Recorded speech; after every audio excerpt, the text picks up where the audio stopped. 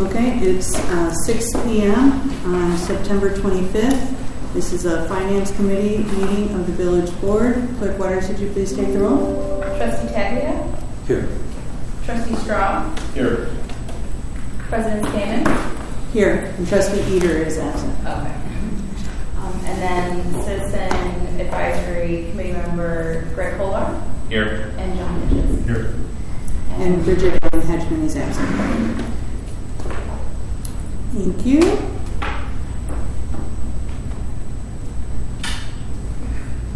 And so we will move, if there's no public comment, which I see none, then we'll move straight to new business, review of the recommended 5-year capital improvement plan, and I'll turn it over to Village Manager Jackson. Yes, thank you, President Skinner and Finance Committee members. This is the last of the two funds, along with the capital improvement funds that we will review with the Finance Committee before the full board review on October 7th, correct? October 7th. We will be reviewing the entire CIP with the village board, and then I think on October 14th. Yes, it is October 14th. It's October 14th. It'll come up for consideration and adoption. So tonight's building improvement and main capital, turn to finance for adoption. Okay, good evening, everyone. We are, Rob and his team, Public Works, are here to go through the capital improvement. We're going over the last two funds, this building and the main. Rob, and if you have any questions, please feel free to ask at any point. Thank you. Building first? Okay. I'm sorry, building. I'm sorry. Oh, building improvement first? Okay. All right.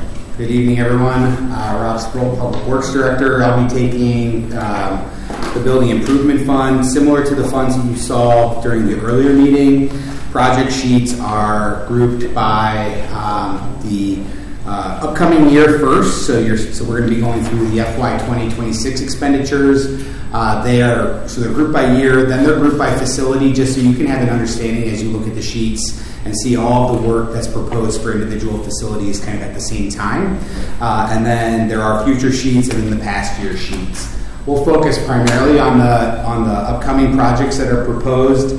You can ask me, I'm happy to answer any questions on the individual sheets, and then we can go through future years and previous years if you'd like. Otherwise, we can just pause for any questions. So we'll start right away with the first sheets, which we're starting with Village Hall expenditures here. Apologize for photos missing, but this is a new proposed project for 2026.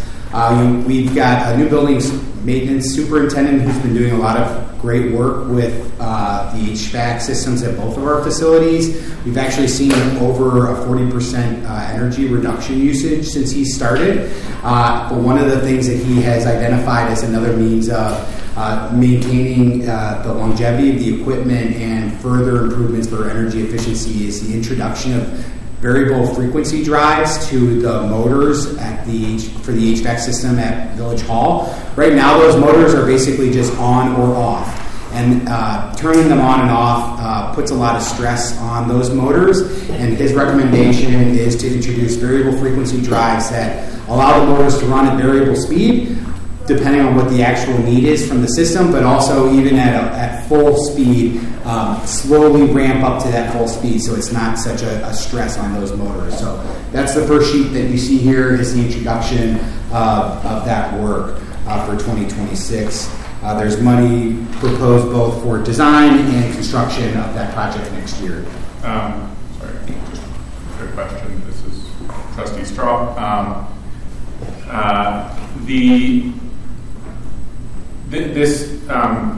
If we move forward with a Village Hall renovation, what will the impact of that be on on the HVAC systems and this upgrade? Yeah, so all the projects that are included in 2026 for the Village Hall facility, related beyond even the HVAC system, are all improvements that need to be done and would still be maintained as part of any future renovation. So working with JLK, these are, we vetted those through the HVAC consultant that's part of that team, and made sure that these are all systems that would be maintained anyway. So it's worth putting in the improvements now to maintain them and improve the conditions within the facility. So that's what's proposed. So this is all existing equipment that will stay. The next sheet that we see is actually another improvement that's would be considered as part of the improvement as well, and we'd like to see it start to move forward. That's the transition from a pneumatic control of this HVAC system,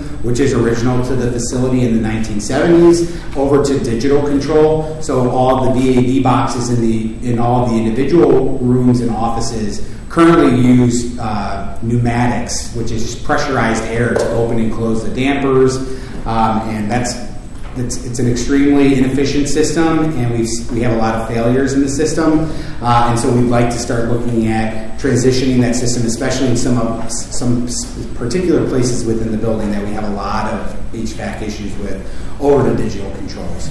So this project's has been here for a while. We've kind of continued to kick it, but now that we know that the majority of this system is going to stay in place, even with the renovation, we'd like to start to move forward with planning and the design of this project as well. Yeah, so that's just to cap it off real quick. I mean, and we kind of hit this, but when we looked at the Village Hall, was knowing that the future renovations are contemplated in the near future, what are those things that we felt like needed to happen right now and still be consistent with the renovations here at Village Hall? So Just one more on the variable frequency drives. That in addition to the efficiency gains and the longevity of the system, will that also improve comfort? Because rather than the temperature going from like 78 degrees to 65 degrees and doing that, it'll actually we'll just blow the air at a lower speed and maintain it? Yes, yeah. So right now it's either 0% or 100%. With the VAS system that's in place when we put these in, we could actually set the system then to run at like 70% and make the transition smoother between those changes. So Okay, for the record, Trustee Eaters joined us at 6:07. Thank you. if we have a question. I just wanted to make sure that we're not doing something that we do it and then we rehab Village Hall and go, well, now we've got this kind of heating distribution system there. We won't need that. Is that? So we've had a lot of these conversations already with the architectural team for this building. Their intent is to maintain all of the existing equipment within the building. So all the kind of like main design of how the motors and the fans work in the basement are going to be maintained. The changes that would happen would be in the distribution system. So from their perspective, these are all recommended improvements that we can start to move forward with. What's the age of most of that equipment? I mean, motors and fans have been replaced over time. The original stuff that's here is all kind of the original ductwork and the pneumatic system. But we've been replacing motors over the life of the facility. So when we kind of talk about the system being original, it's the design is original, but still the large fans, they tested all of them with the models that they would propose with the improvements on the second floor. They think that with the other improvements that will be done from an energy efficiency perspective, the existing motors and all of those things will be sufficient in terms of the size and the power that they provide to provide an improved facility as well. So all of that infrastructure will stay the same. Great, thank you. It's John Hedges, by the way. Thank you, John. So this is a sheet that we typically maintain. You'll see over the last few years we've been maintaining within here. While there were some significant improvement projects on the first floor within about the last 10, 15 years for the furniture, a lot of the second floor is still a mismatch of different pieces over a long time. And as we bring on new staff, we've really been focusing on trying to upgrade their furniture, especially on the second floor. So we always want to maintain kind of a budget line in here for some of that furniture. This would potentially also include any improvements that we would make to the Welcome Center that are kind of planned potentially for next year. We would use this line item if we were going to buy like a new desk or something like that. We would be paying for that out of this line.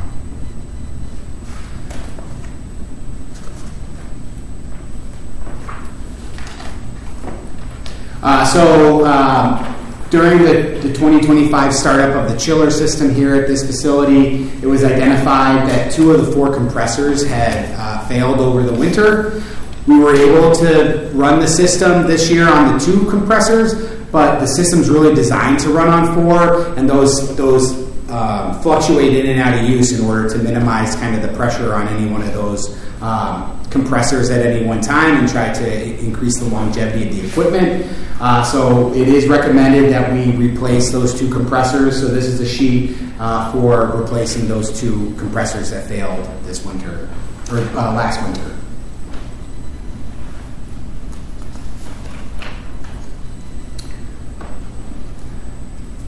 This sheet is for when we talked about the fleet during the last meeting. It was still recommended that there are a couple more vehicles within the administrative fleet that primarily work out of Village Hall to transition them to EVs. We have though kind of maxed out our capacity at the EVs currently, and so we would recommend the addition of additional infrastructure out back. And again, regardless of what happens with the facility, most of this cost is actually tied to the equipment, and the equipment would be able to be reused, just be moved to another location. So we see a benefit of continuing to transition to EVs, put in the additional infrastructure in order to support that now, and support that project moving forward, regardless of the larger project. Is the existing electrical, or it can handle the additional load? Yeah. And no problem. Yeah, we've got about I think two more chargers I think that we can put onto the existing service that we're running to the back of the lot. So that's kind of where we end up, and then that 2027 number you see there as just kind of a placeholder is kind of inflated because if we did continue to expand in 2027, there's additional electrical infrastructure that we would need to do. Yeah. Was there like a sort of a golden ratio you want to have of chargers per vehicle that we're shooting for? We're shooting for 2 or 3 vehicles per charger. Okay. Yeah, so right now we have 2 vehicles per charger. That works relatively well based on their usage, but it kind of needs, from an operational perspective, we need to kind of keep them within kind of individual departments. Just so people work well together in terms of moving vehicles and the ability to move them in and out of place. Right now we're kind of running on an odd, even day schedule for charging, which works well. So two's ideal. I think we would look to move some potentially to 3 if it's like 3 inspectors work closely together and they can kind of coordinate that. But 2's where we've been kind of at right now. Okay. And they're level 2 chargers? These are all level 2 so chargers. It's like about 8 hours or so to fully charge? Yeah, I mean, and most of those vehicles are only used during a single shift, so overnight, they top off and then they'll switch the next day, and so it works really well that way. Cool. And that was Trustee Eater. Yes. Sorry. Oh, yes, Easier because for the we're vote. got it. Thank you. Thank you. I had a question as I've been thinking about the EV transition. I know we don't pay for our electrical usage for the building. That's part of the, I forget what it's called. But The franchise agreement. The franchise agreement with ComEd. Do we pay for electrical when we're using it for charging cars? For this particular circuit, yes, because it's not coming from the building. We had to do a new service when we redid the parking lot in 2019. Okay. And so it's not related to the building. So this one is metered by ComEd. But like at Public Works, it's on the existing meter, so that we don't get charged for those. So Okay. it's kind of. So at least for some of them, it's like running those vehicles is free from an energy usage standpoint to the village. So there's an additional cost savings there. Mhm. It's not necessarily pertinent to this, though. I guess knowing that these will all be metered charging as opposed to free to the village charging. Just trying to sort of think of where those cost savings are. Yeah, I mean, there's still significant cost savings though from transitioning from the ICE, Yeah. even the hybrids, to the full EVs for the type of use these vehicles get. What's the definition between when it's metered and not metered? What's that criteria? So outside of the building, so buildings that don't generate revenue, we get electricity for free, except for heat. So the Public Works, we pay for electricity for heating because that's not part of the franchise agreement. And then once you get outside of the building kind of area, we have different rates with ComEd. Some things are unmetered for like our lighting. We pay a flat bill for lighting based on the number of fixtures. Circuits that generate revenue or have other uses, so a lot of stuff in commercial areas that have outlets on light poles, stuff like that, those are metered circuits that ComEd bills us for. But yeah, buildings is basically revenue. So like our water pumping stations that generate revenue, we pay electrical bills for that. Thank you.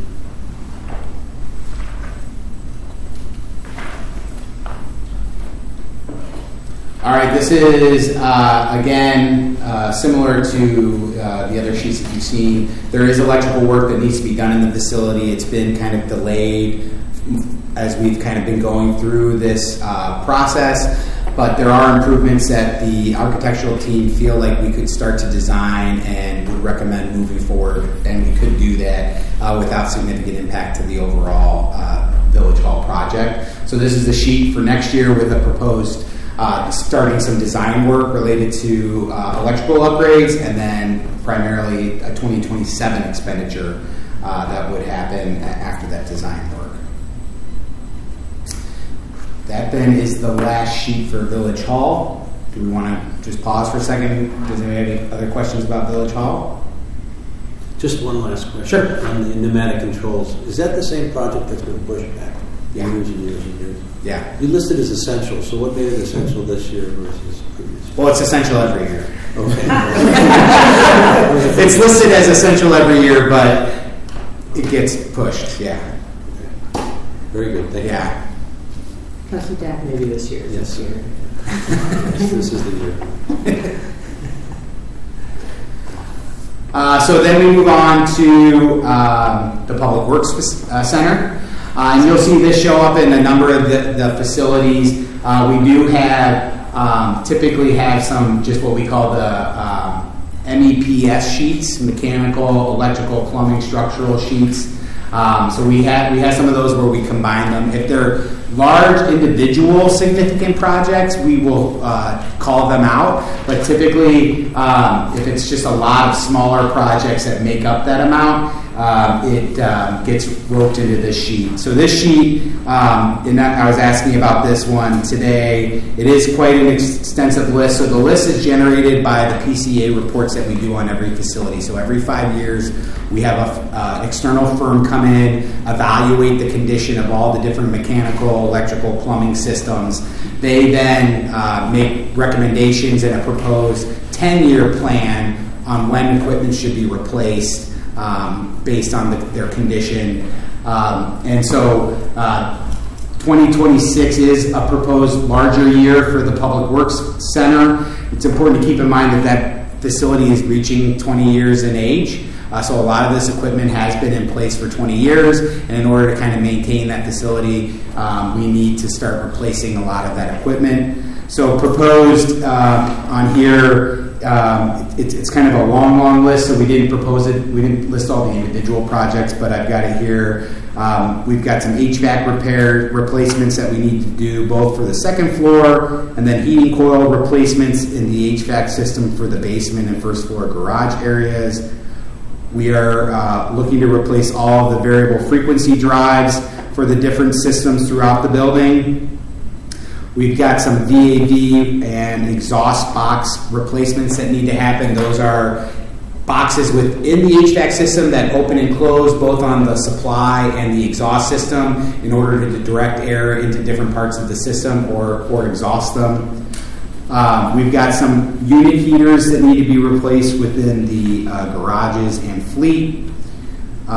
We've got air compressor replacements proposed, ejector pit pumps that are scheduled for replacement, booster pumps, which are related to the water supply system that are scheduled for replacement, and then there is some exterior wall cladding concrete repairs that were identified.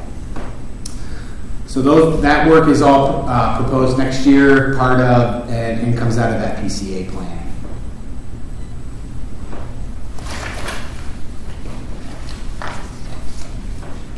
So and then as an example, this is a larger project that we do call out on its own. The Public Works Center has 3 main garage doors, all accessible off of South Boulevard. One goes down to the lower level, and then 2 access the main floor garage. They all have both what we call a metal security door, and then they have a speed door. So the speed door is kind of like a hybrid plastic fabric door. That's what's typically used during the day because it can open and close very quickly and multiple times a day. The security steel doors only are used in the overnight hours when the facility is actually being secured. But those doors, again, are all original to the facility, and so we're proposing to start the replacement schedule of those doors over the next few years. The motors are starting to fail. The guide rails are starting to fail. They've been hit a few times by the fire department, and things are just starting to get out of whack, and we're starting to spend more money on a regular basis repairing these doors. So, based on the cost-benefit analysis, it's time to start considering replacement of them rather than continuing to just repair the existing equipment. How much does one of these doors cost? They're about, I think it's like $35,000, or actually I think it's like $70,000 a piece, right, Aaron? Yeah, I see you nodding your head. Yeah. So when you start to consider the speed door and the steel door, we are considering that they do have new technology that's out there that I think that we would look to evaluate. That's kind of like a hybrid security speed door. So we will look at that, and if there's a cost savings or an opportunity to reduce the number of doors there and save money, we'll evaluate that if it works within our existing structure.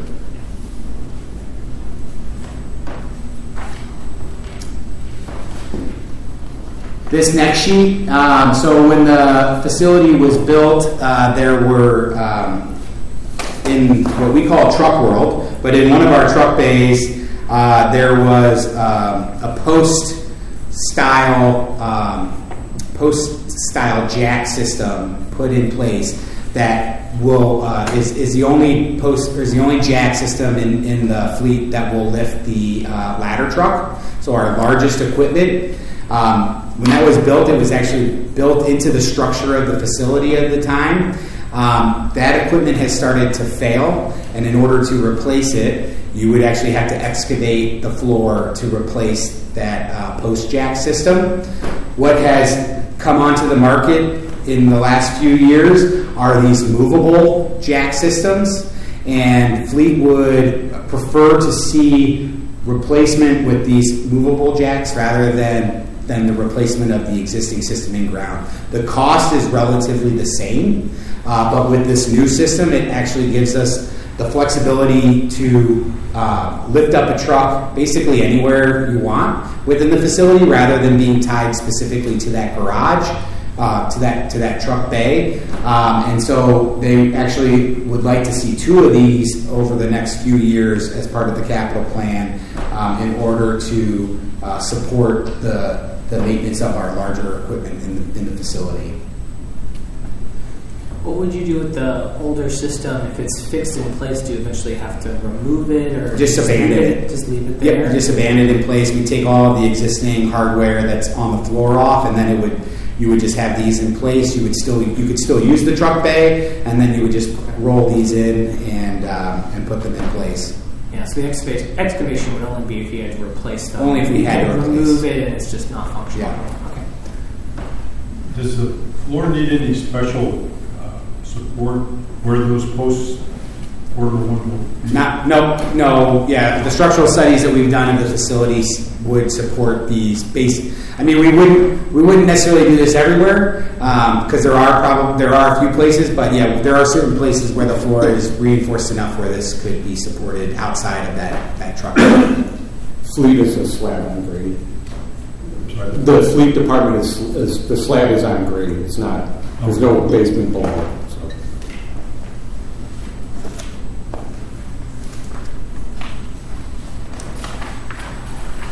So the next sheet is to start the process for exploring the installation of solar PV at the Public Works facility. Lindsay is not here. This is a project primarily being driven by sustainability, but we've looked a couple different times at the capacity for the facility, and based on the cost and with the existing grants that are in place but with the federal government, if we start this project before the end of the year, we can, or maybe before the end of 26. July 2026. Yeah, so as long as we start the design of this project and the evaluation of this project prior to July of 2026, we'll be eligible for all of the federal incentives that would support solar PV at the Public Works facility. We've recently done the structural testing to make sure that the roof can support it. It can. The advancement of these systems now, there are ways actually to support both solar PV and green roof. The facility currently has a lot of green roof, but we should be able to maintain both of those systems. The last estimates that we got for solar were it can provide about 30% of our energy needs. So it's really kind of a determination then, once we understand how much the cost is going to be for the installation, whether or not it makes sense to spend the money on solar at that facility based on just the energy savings that it would provide. But that's something that needs to be done during the design phase of the project.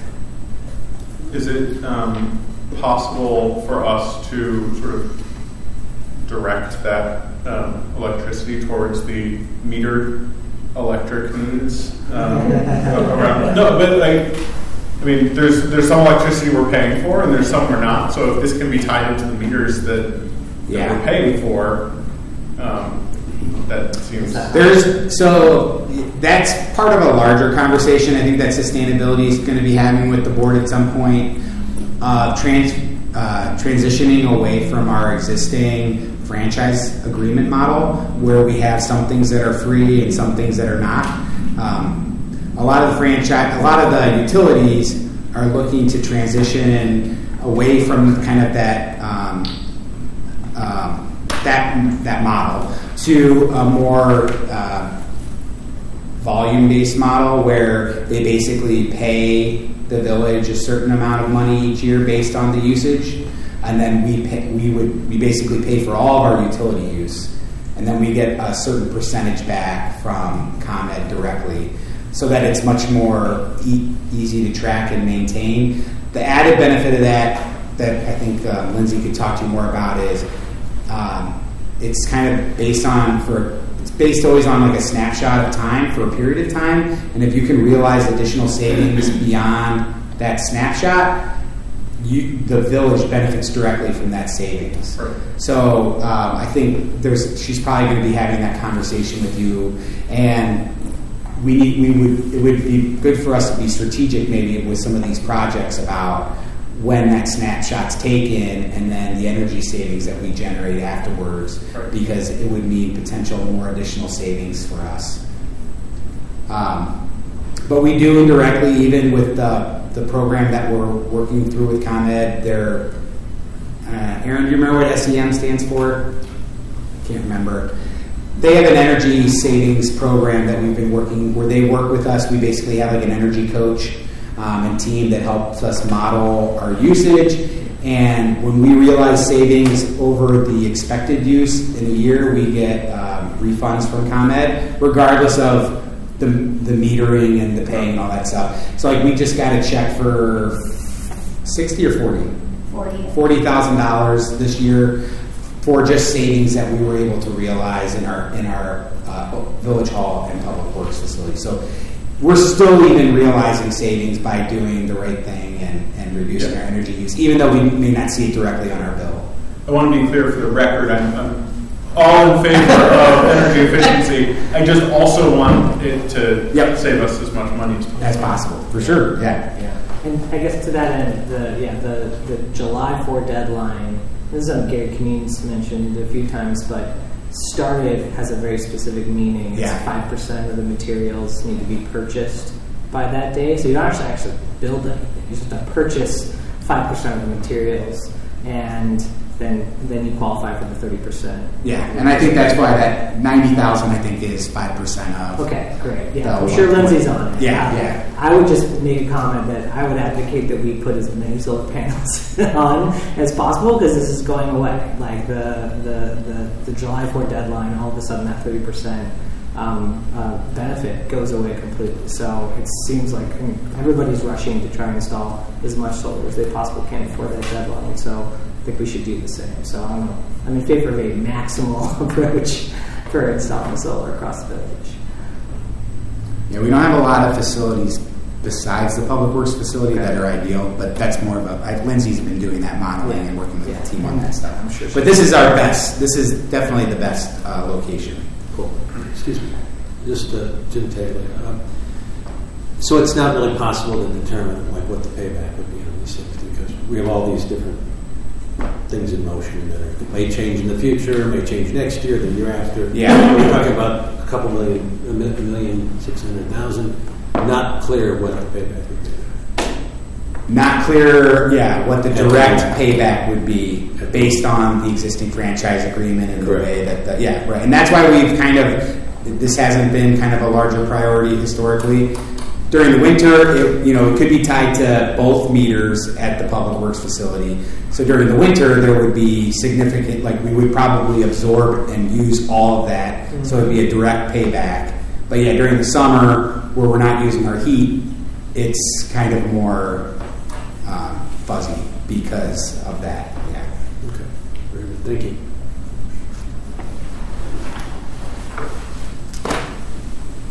This is also another recommended project coming from sustainability, and it's tied to the crop plan and around migratory birds. The Public Works facility does have a lot of glass, and we do have bird strikes I don't know if I'd say on a regular basis, it's not like daily, but we do find birds. And so Lindsay's recommendation was the installation of film that deters or that birds can see. It does have the added benefit of providing some additional tinting to the windows, so there's an energy benefit that you'll get to this as well, in addition to the bird strike. But that's primarily what's driving this project, is a desire to put in bird-friendly film. I think I've seen, start here, we say it every time, right? I've seen this deployed at the McCormick Center, because they have a ton of windows, and I've heard it's been extremely effective at reducing those bird strikes. It seems well worth it. And also just an FYI, tonight is one of the largest number of birds will be migrating above us tonight, today. So just a fun fact. Do we have any consideration for this here at Village Hall, or we're not going to touch that? Not until we would replace the windows, but we would consider it when we start to look to replace these windows. Then we would probably be looking for this as part of the initial installation. Yeah, and that is part of the recommendations for this facility is wholesale replacement of all the windows. Of course, yeah. Yeah. Thank you. Next sheet is for transitioning the Public Works facility over to LED lighting. Again, to your point, it's kind of this sheet's been here for a while too, and we've kind of kicked it a few times because of that. There's not the direct give back. We do and have continued when halogen, we're not replacing halogens with halogens, we replace with LED. But there are opportunities out there through ComEd to get significant savings on transitioning to LEDs. There's a $60,000 placeholder there. That would probably be based on what we're seeing right now from ComEd. We probably wouldn't get close to touching all of that money for a replacement, but that was one of the numbers that was provided a number of years ago when we got a quote. So this is a proposal to continue to transition the facility, and again, that would not be just replacing bulbs; it would actually be replacing entire fixtures with high efficiency LED fixtures.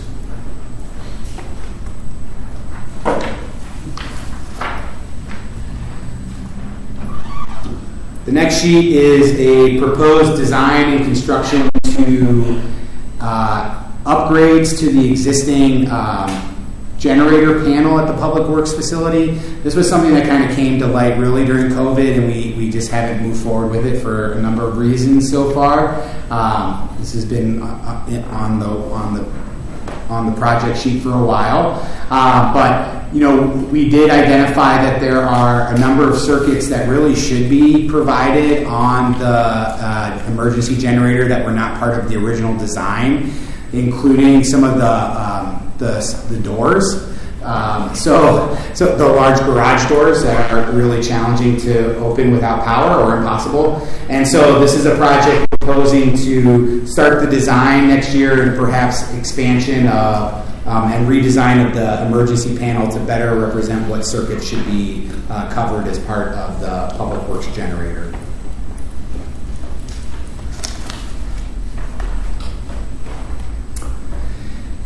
This next sheet is, we talked about this during the fleet. We are getting a grant from the Volkswagen settlement for the purchase of a semi-tractor trailer, full EV.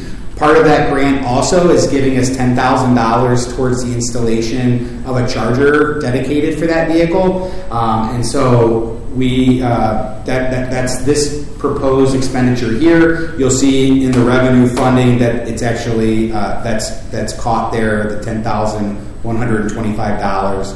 So the $35,000 proposed expenditure is offset by the grant funding that we received to support this project. Are these pictures examples? No, this is kind of an existing sheet that we've had for a number of years, because what we are actually proposing in 2028, you see, is the installation. What we are proposing in 2028 is the installation of a level 3 charger in the fuel island. And so we've just kind of been using this sheet as our alternative fuel sheet at the Public Works Center. So what you're really seeing there are the potential upgrades away from the CNG system on the right to potential level 3 charging on the fuel island.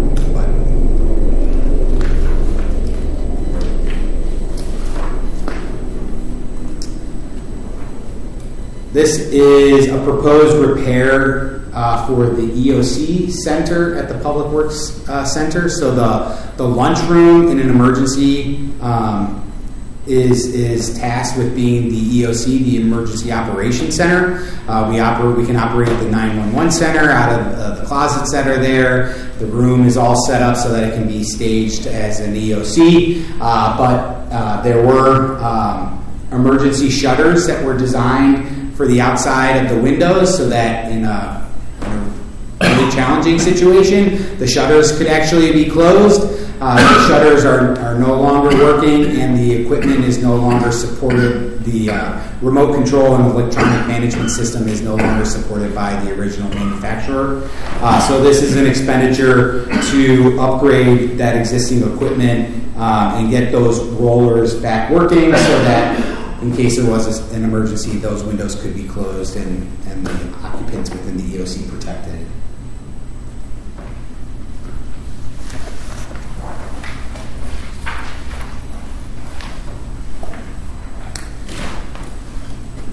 So some of you who were maybe around when the original building was built, there were some issues with the structural design of the building. There was some work that needed to be done just after construction in order to make sure that the building wouldn't collapse on itself. And so in the basement, there were a number of these large steel girders that you can see here that were installed. And they really need to be evaluated to make sure that they are still operating as they should and that their condition hasn't deteriorated. And so that's what's proposed as part of the 2025-2026 expenditure is that evaluation. The placeholder that you see in 2027 is just a number in case that there was work that needed to be done. But we would expect by this time next year, if there was work that needed to be done for structural repairs at the facility, we would have a real number from the outcome of the inspection and any design work that needed to be done. So it's really just what we're talking about right now is the $50,000 spread between this year and next year for the evaluation of that structural system at the facility.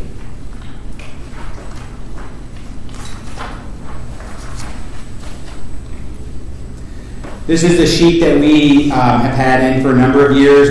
We program money. We've been kind of doing it every other year to replace all of the utility piping within the building.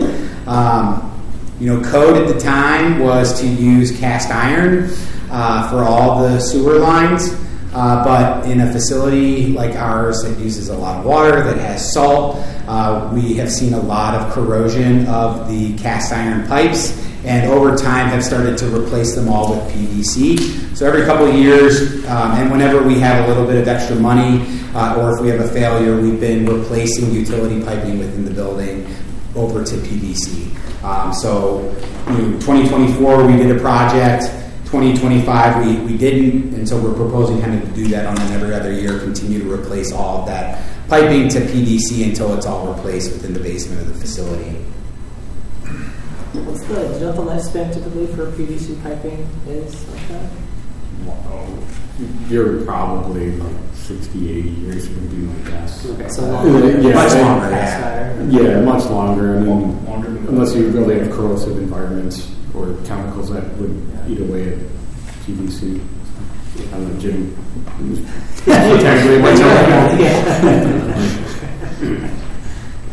Likely longer than the lifespan of the building. But yeah, this is the cast iron probably never should have been installed in the first place based on the environment, but that's what the code was, and so that's what they needed to do. So we're just kind of fixing that problem now. That's it for Public Works Center. Any questions about that before we move on to the fire stations? Okay.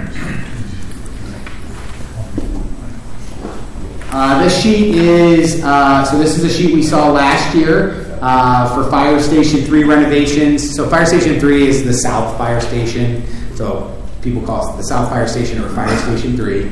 And it's just a little confusing because this is the north section. So it's the South Station, the renovation of the north half of the South Station, which is the kitchen, the office space, and the day room of that station.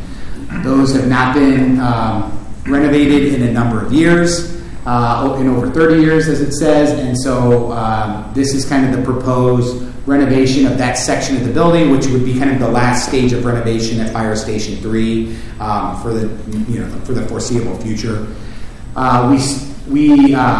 with some of the competing interests this year, this was always designed to be like a 2-year project.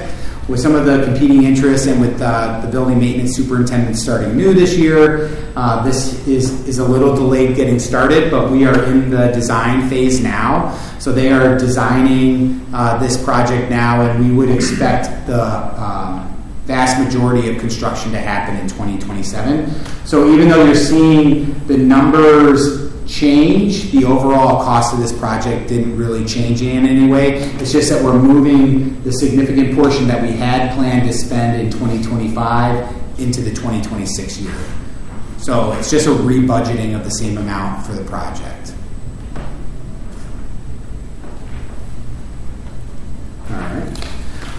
With this project, though, there was also some proposed MEP work. And so that's included here. The work that's here that's outlined includes replacing one of the rooftop HVAC units, new piping and temperature controls and return air, a new dual check valve system on the fire sprinkler system, and a new electrical switch gear.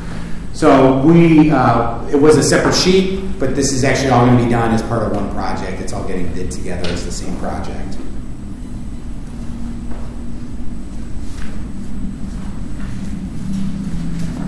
This is for fires. Okay, so that's the end of Fire Station 3. Moving on to Fire Station 2, unless there's any questions. Fire Station 2 is the North Fire Station. We've historically had a lot of issues with water in the basement of this facility. When we redid the parking lot and the alleys that surrounded it last year, we were able to do some, gunite injections? Bentonite injections to reinforce and waterproof around the base of the building. We're still getting some intrusion. We had our masonry contractor come in and look at it, and they believe that it's tied to the condition of the masonry and that water is getting behind the masonry wall and ending up in the basement. So there are some other projects that are proposed, but this has kind of been moved to the priority for this building in order to continue the waterproofing. It is to do a lot of the masonry and waterproofing repairs to the exterior walls of the building now to try to continue to improve its waterproof ability. We were doing a space needs assessment on this building, right? Yep, that's the next page. So it hasn't been completed? No, it has not been completed yet. So on the next page is the proposed space needs analysis. We paused this project earlier in the year while Fire completed their, their staffing studies, because we wanted to make sure that as we evaluated the needs for a future station, it reflected what those studies tell us may be the staffing or how the facility may be used in the future. So that was kind of paused while all that happened. We know that that's kind of coming to completion, so we're ready to kind of move forward with this analysis of the existing facility for its future use. This will be done as a single project with space needs analysis of Fire Station 1 as well. But Fire Station 2, well, we might actually do it as two separate projects, actually, the last time we talked about it. But this is being prioritized over any kind of analysis of Fire Station 1 right now. And we would hope to get this information by early next year to kind of inform decisions moving forward for this facility. What they're kind of evaluating is a few things. Whether or not the existing facility could be reused based on the intended use moving forward. If not, whether the existing site can be reused with a new facility. If not, what would be the needs from a space and building capacity for some other site so that it could be selected for a future Fire Station 2. So I raised this because in the prior slide we were just talking about putting $150,000 into this fire station, and I don't necessarily want us to put $150,000 in if in the first half of next year we might be deciding we need to either tear it down and rebuild or move the operation somewhere else. I mean, it's a valid point. I think that would probably it would depend upon, I guess, where this project in and of itself ended up falling on the larger priority list for the board. I mean, even if we were going, like, even if we expedited this building is probably going to be used for at least 2 or 3 more years, right? And but based on kind of some of the other interests that the board have, this, even if we were making a commitment to move forward with the replacement of this facility on its own site or someplace else, I mean, it might still be used for, you know, I mean, it could be a while, I guess, right? So it's a good point. It's a couple of years at least. At least a couple of years, and it could be significantly more. So that, I mean, I would just leave that up to the board then to decide if they want to deprioritize that. But we are getting water infiltration still into the basement. It doesn't affect the living spaces or the apparatus floor. So it's not, you know, it's not an immediate need. And that's why you see it actually as an optional project.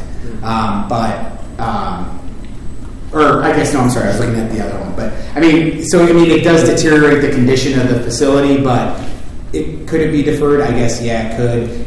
The condition will continue to deteriorate, though, if it's left in its existing Well, I condition. would wonder, so like when this one, like, you know, the conditions, the working conditions for the employees, if there's flooding and water infiltration, something that we might want to respond to now. I would think if it impacts the work environment. But I think that was the theory, right? Right. Yeah. I mean, it isn't like it's the basement. It's not their primary living space or anything like that. But yeah, it's not an ideal condition. It's something that we've been working to resolve at the facility for a number of years. We thought maybe that we had resolved it when we did the exterior work, but the building still needs maintenance. You know, and the masonry work is integral to the design of the building. I think we've heard, you know, there could be an argument about whether or not the facility should be considered historic. I'm not saying it, but it may be in our interest to continue to maintain it regardless. But I'll leave that decision. Even for sales, if we were to ever sell it, it's still right. We've seen, Yeah. So it would be helpful to know, like, if it's in the basement and it doesn't have any impact on the working environment. I mean, it's where their washer and dryer is. It's where there's utility equipment down there. So it doesn't directly impact them, but there's still an impact. There's still an impact. And a potential, impact. and what would the timing be? Because you're going to do this assessment, and so you might come back to us first quarter, second quarter next year, and have a different opinion potentially. No? Well, I think from our perspective this is maintenance that's recommended on the existing facility. Okay. Even if the board's desire was to replace this facility, I think we're still talking about a period of time that it'll continue to get used. So that it's really kind of whether the board wants to spend that money based on that, and where that falls on the priority list compared to other large There are a lot of expenditures. facility needs. Correct. Gotcha. Yeah. Oh, you all right? Yeah, my nose started bleeding, so that's fine. All right. So then we move on to Fire Station 1. We're getting there, I promise. I think there's only a few more sheets here. Fire Station 1, there's just some proposed MEP work. It's outlined here on your sheet. Fire panel and carbon monoxide detector upgrades, some sprinkler pipe replacement sections that need to be done, an upgrade to an electric water heater, and some exhaust fan replacement. So those projects were outlined as part of the PCA that we did at the facility, and that's the proposed work that's recommended for this upcoming year.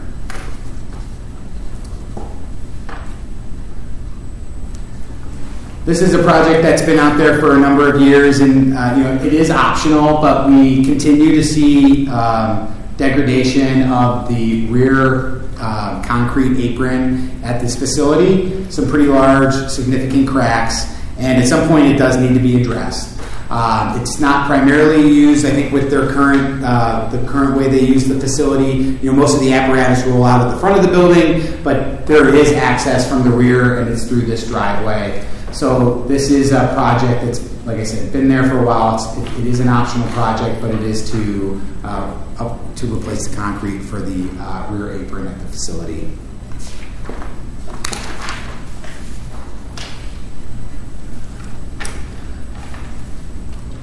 This is the space needs analysis study that's proposed for Fire Station 1. So Fire Station 1, there have been some renovations and improvements that have been done there over the last few years, but there is, as we start to look at the restroom facilities and the locker room facilities, which have not been upgraded at this space, it raised some questions about whether or not we should really look at it a little bit more holistically. With kind of the changing workforce, whether or not we should be, whether there needs to be either some expansion or some redefinition of space within the facility to better reflect the current personnel that are going to be working out of that station. So rather than kind of just jumping right into a project, we thought that there would be benefit from kind of just stepping back, doing a little bit of a study on this facility and evaluating kind of what the future use of Fire Station 1 might be, and whether or not we should look at that space or an expansion or an addition or reallocation within the existing space there. So this is very similar to what we're proposing to do at Fire Station 2. We're not proposing to abandon Fire Station 1 potentially, but just reevaluating the space use there before we make any more bigger decisions on renovation at that facility. What do hash marks mean? It's 1.5 million. We just need to, I guess, make the cell a little longer. Yeah, and that's just reflecting a potential project. Okay. But yeah, the space needs analysis is really the proposed project of like the $15,000 and $20,000 over next year. And then if there was a project that would move forward, there's a placeholder in 2027 for $35,000 for design and then a construction. It's just giving you kind of a pathway forward. But that would all be discussed again with the board before we got there. That is the last sheet for fire stations. Any questions about that? All right, I think this is the last. It's the last one. Last one. It's the last one. So we do own the Oak Park River Forest Museum. So that facility is a village facility, and we lease out that space to the museum. Part of our agreement with them is we are responsible for certain maintenance of capital infrastructure at that property. This year, we undertook a pretty significant masonry repair along the eastern wall. During that evaluation, though, it was identified that there is some additional work that is recommended related to masonry, and we're proposing that work for 2026. And then there is roof work that was identified for 2027 that would be proposed as well. So this is kind of a proposed maintenance schedule for some of the work that's required to maintain that existing historic building. Excuse me, Jim Taggart, how are they ever going to afford these things? Because they're not rolling in a lot of money. But it's a 50-50 split with the... So yeah, it's a good point. I mean, so in the original lease agreement, the way the lease agreement was written is that they pay us rent. That rent is supposed to go into a fund that's set aside, and then as capital projects come up, the cost is supposed to be shared 50-50 with the village on these certain projects. I'm not sure that finance ever set up that fund. And it is the perspective that we kind of took as we started to evaluate the condition of the facility was that it's our building, and these are improvements that need to be done in order to maintain the integrity of the building. So it's in the village's interest to make these repairs regardless of whether or not the capital savings are there from the museum. So these are kind of just proposed all at the village's cost. And we would just continue to collect rent like we do, and we just make the improvements that or the repairs that really were outlined as our responsibility within the lease agreement. Does that mean that they paid their rent, but we didn't set any aside for improvements? Yeah, my understanding is just they were paying their rent and it was going into general revenue and just being absorbed. And so, going back and looking at what they were paying, even this last project exceeded kind of what bank they would have had.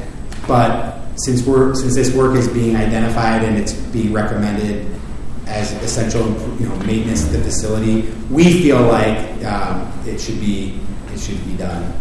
Well, excuse me, we own the building, of course, but we also have equipment there, correct? We have pumps or Well, isn't there some active equipment there in the back? There's no longer any of our equipment in this end of the station. So with this, the central pumping station is basically like attached to this building, right. But we don't have any equipment or materials or supplies or anything in this facility anymore. Okay. But it is, They still have a capital fund going on for an elevator? Yes. Yeah. They were able to secure some private donations along with using the ARPA funding that we have. The what funding? The ARPA funding. The ARPA funding that we gave them. Correct. And then they were able to secure some private donations to assist them with the elevator program. And some serious disability access challenges, do we know what their timeline might be? No. They are not believing to be completed by 26, so pushing out to 27. But they will be taking the ARPA money and using it before the end of next year. Okay. So it's still categorized as ARPA funds. Correct. And it's Watch that potentially. It's categorized as ARPA, but the contract is already in place. Correct. It's been in place for a while. Yeah. And we have started spending down from that. You have started spending Yes, down. yes, because they had to do the design and submitted invoices for payment of that. We just processed payments in August, I believe it was. All right, thank you. Coach, moving along, and I think Public Works is often support. So I think they feel like they're moving at the pace that they can move at. Yeah, I think their biggest issue has just been the funding. Right? So So now that they've gotten that in place, I think they've already they've been going through the permit process. No, I think they've submitted some preliminary stuff just for like high level review, like any game changing comments with this design or not.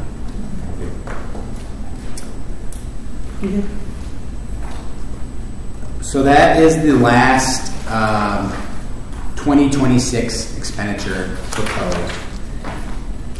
Do we want to go through future sheets, or do you want to just? Does anybody have any questions about future sheets or past sheets? Happy to do whatever the committee or the finance committee feels is. Yeah, I have a question, Derek Peter.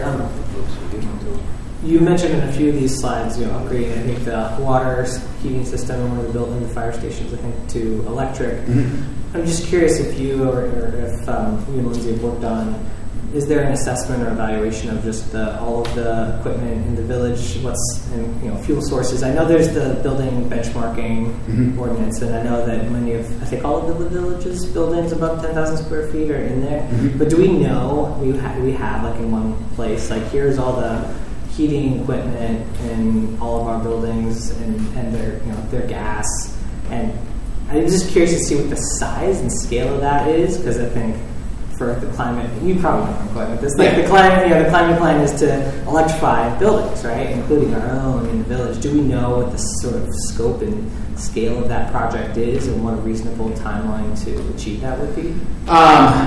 So we did do energy audits as part of all the last round of PCAs. So we do know within all the individual buildings, what all their equipment is and what their fuel type is. We haven't gone as far, I think, beyond what's recommended in the PCAs to kind of like accelerate replacement. We've kind of been maintaining or been using the PCAs just from a a recommended replacement schedule Yeah. to make those determinations. And then what we're doing is when that equipment is up for replacement based on the existing schedule, then we're evaluating what's the best option for replacement at that time. So that's kind of been the approach that we have been taking. We haven't really accelerated it beyond kind of the life cycle of the existing equipment so far, just because we're trying to maximize the dollars that have already been And I spent. think on you should. this. You Yeah. should get as much value out of the lifespan of the equipment you have. But when that moment comes, we should switch to electric, right? If it's possible. Right? If it's possible, yeah. If it's possible and it makes fiscal sense, we've been transitioning everything. Right, there was a large conversation a couple years ago about the Fire Station 2 furnace. And ultimately, the decision at that time was because of the costs associated with having to do the electric upgrade to the building and everything, it wasn't really feasible. And so it was replaced with a high-efficiency gas. But they're all evaluated on their own merits. And any of those decisions, Lindsay's involved, and if they're larger projects, right, they're going to be coming to the board for approval, and we're, either way, we're going to explain to the board why what staff recommends and what's the basis of that recommendation. Yeah, it'd be useful just thinking, because we're obviously planning out years in advance. We know if there's a significant electrical work that needs to be done to make an electric heating feasible in a particular building, we should know that ahead of time, right? That that's a potential obstacle that will come up. So, just curious, is there a thing you could point me to see some of that information that you do have, or? Yeah, I mean, I could provide you. I don't think the PCAs are currently publicly available, except for the ones that were done for Village Hall, because we presented them as part of the larger Village Hall project. But we could share the PCAs with you. Yeah, that'd just be useful just to think ahead, and not have to think about it as sort of a big picture goal, and then how do you kind of work it back into smaller steps that we can be proactive about, and not just wait for the equipment to fail and then because this is what individuals, homeowners have to deal with is my water heater died. Well, I'm not going to go rerun some wiring. I'm going to get a new gas, right? I'm going to buy whatever is at Home Depot. Yeah, and that's the scenario you want to plan ahead for to avoid. Yeah, right. And what we can do for that. So, I'm very curious about that. This is Trustee Straw. I have one question about the white roof restoration on the Public Works Center, and just one. It's like the next sheet. Yeah, he's looking to the future. Page 30. Yeah, and this was the only future-looking project that I had a question on. Just making sure that as we're timing it up with the electric work or the EV panels. Yes. Yeah. That we're going to be doing the roof replacement before we do the. What? Yeah. No. That's why you see that in 2027. And the roof, and that was one of the reasons too. I think that historically we weren't too aggressive with trying to move to solar because the roof was nearing end of life but wasn't there, and so it was like, do you absorb that cost? But so the roof is reaching end of life. We think we've been talking to some providers, and we think we can do a restoration of the roof rather than need to do a full replacement. We get a 20-year warranty, or 20 or 25-year warranty, I think, with the restoration. And so, we would plan to do this in advance of any solar installation that we would do. So, I ask partly because I'm literally replacing my roof next week because I'm having solar panels put on around Thanksgiving, and it's like the roof is within the next couple of years needing replacement, and so decided to advance that project. So I think it's pretty straightforward. The costs related to the Village Hall facility renovation and police station project are not in the building improvement fund yet. Our goal is to come back to the village board sometime in November to talk about that project and provide some information on potential cost estimates at that time. So it's very likely that obviously this budget will need to be amended at some point once you make some decisions on what you want to do with those facilities. Just, I'm sure you guys probably understood that. I just want to make sure that we're on the same page. Well, how do you balance, excuse me, Jim Taylor, how do you balance the, what we're potentially committing to, or at least lining up for capital improvement expenditures, when we have this unknown potential? I mean, you've got a lot of projects. Are you prioritizing them? I see a lot of optional ones, a lot of essential ones, a lot of optional ones. You have a list that you're running down. So how it's done is that once they give everything to me, then I look at the budget. I look to see what we have in our fund balance. It's time for CIP. This time I moved everything out of the fund balance to offset some of the costs. So as you go through the entire CIP, then some of it I will recommend that, like we did before, that we issue a bond. And we issue a bond for a couple of the projects. We also we take money from the fund balance, which will be ongoing because there is no fund balance in CIP, depending on the projects that you want to do. And since you brought that up, one of the things I will be asking for is another finance committee meeting because interest rates are dropping. And so, one, we have to talk about the investments. Two, we also have to talk about if we want to bond and you approve this, the timing of the bonding, because the interest rates are dropping on any of the projects that we currently have in this CIP. And so when we look at the police station and the upgrade here, we will have to bond that funding as well. Yeah. And we have looked at different scenarios of how much we would borrow and we looked at how we would start paying it, and we would pay the interest up until 2032, I believe, and then we would start paying the principal. And then what that would do is that what we're paying now, as bonds drop off, it will make the bond payments consistent all the way through. Yes. Yes. Yes. John Hedges, how do you determine the aggregate amount of money that's available for capital improvements? Is there a number that the board discusses to say, we've spent so many dollars in the last 3 years, we want to do that, maybe plus 5%?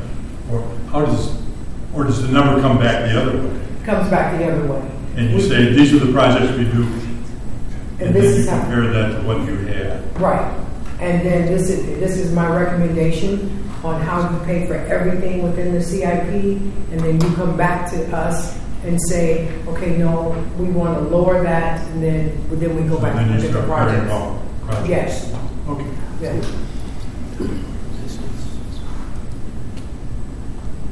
Any other questions? Good, Diane. Okay, thank you.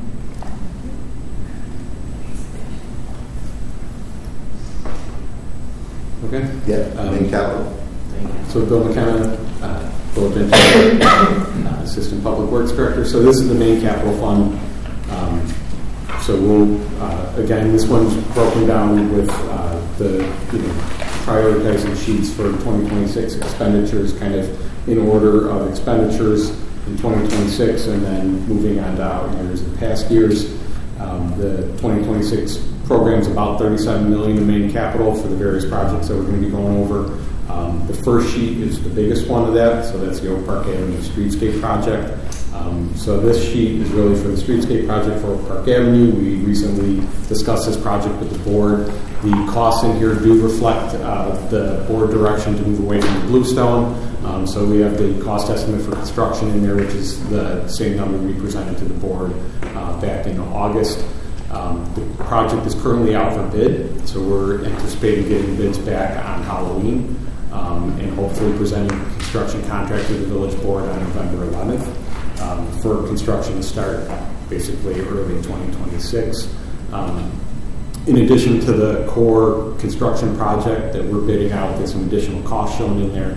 So as we discussed with the board, we'd be looking to procure some materials directly as a village to save some money. So those are things like furniture, some of the specialty elements, stuff like that. So you see a line in there for some procurement. We already have construction management under contract, but you see numbers in there for the construction management portion of it. There's a couple other things that are still in flux or in progress on this project. So we are working with landowners on dealing with vaulted sidewalk conditions. So we do have a placeholder line item in there for 2026 for $575,000 to deal with some sidewalk vaults. That is currently still under negotiations with that property owner. And then we'll also be engaging the village board on acquiring some sidewalk easements later this month.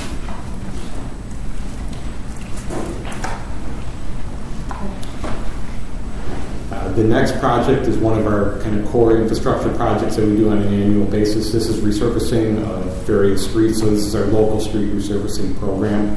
So right now what we're proposing is very similar to what we're doing this year. 2026 we're proposing $3.5 million for construction. Last year we were proposing $3 million for construction and then $350,000 for construction engineering. We have taken that over back in-house from consultants. We're fully staffed in engineering, so we're doing that in-house. We're taking that savings and putting it out on the street for actual asphalt and concrete work. So we're proposing to run at a $3.5 million level going forward. That amount of funding is essentially maintaining the status quo for the paving condition in the village. Right now we're at a condition index of 70, so we rate all the roadways in the village. They get a score of 0 to 100, and then the software will age those roadways and recommend funding levels to either improve the condition over time, maintain status quo, and you can input various funding scenarios. That software recommends an aggregate funding towards roadways of $5.4 million per year to maintain status quo. So that $5.4 million per year is done under multiple projects, this being the big one for the local street resurfacing, but there's also other projects that deal with pavement that feed into that $5.4 million number. So you'll see some sheets in here for pavement preservation. That's like our crack fill, pavement patching, microsurfacing project. That also contributes to that overall $5.4 million number. And then we also do road programs using water and sewer funds. So when we do water and sewer mains, we have streets that get redone to that.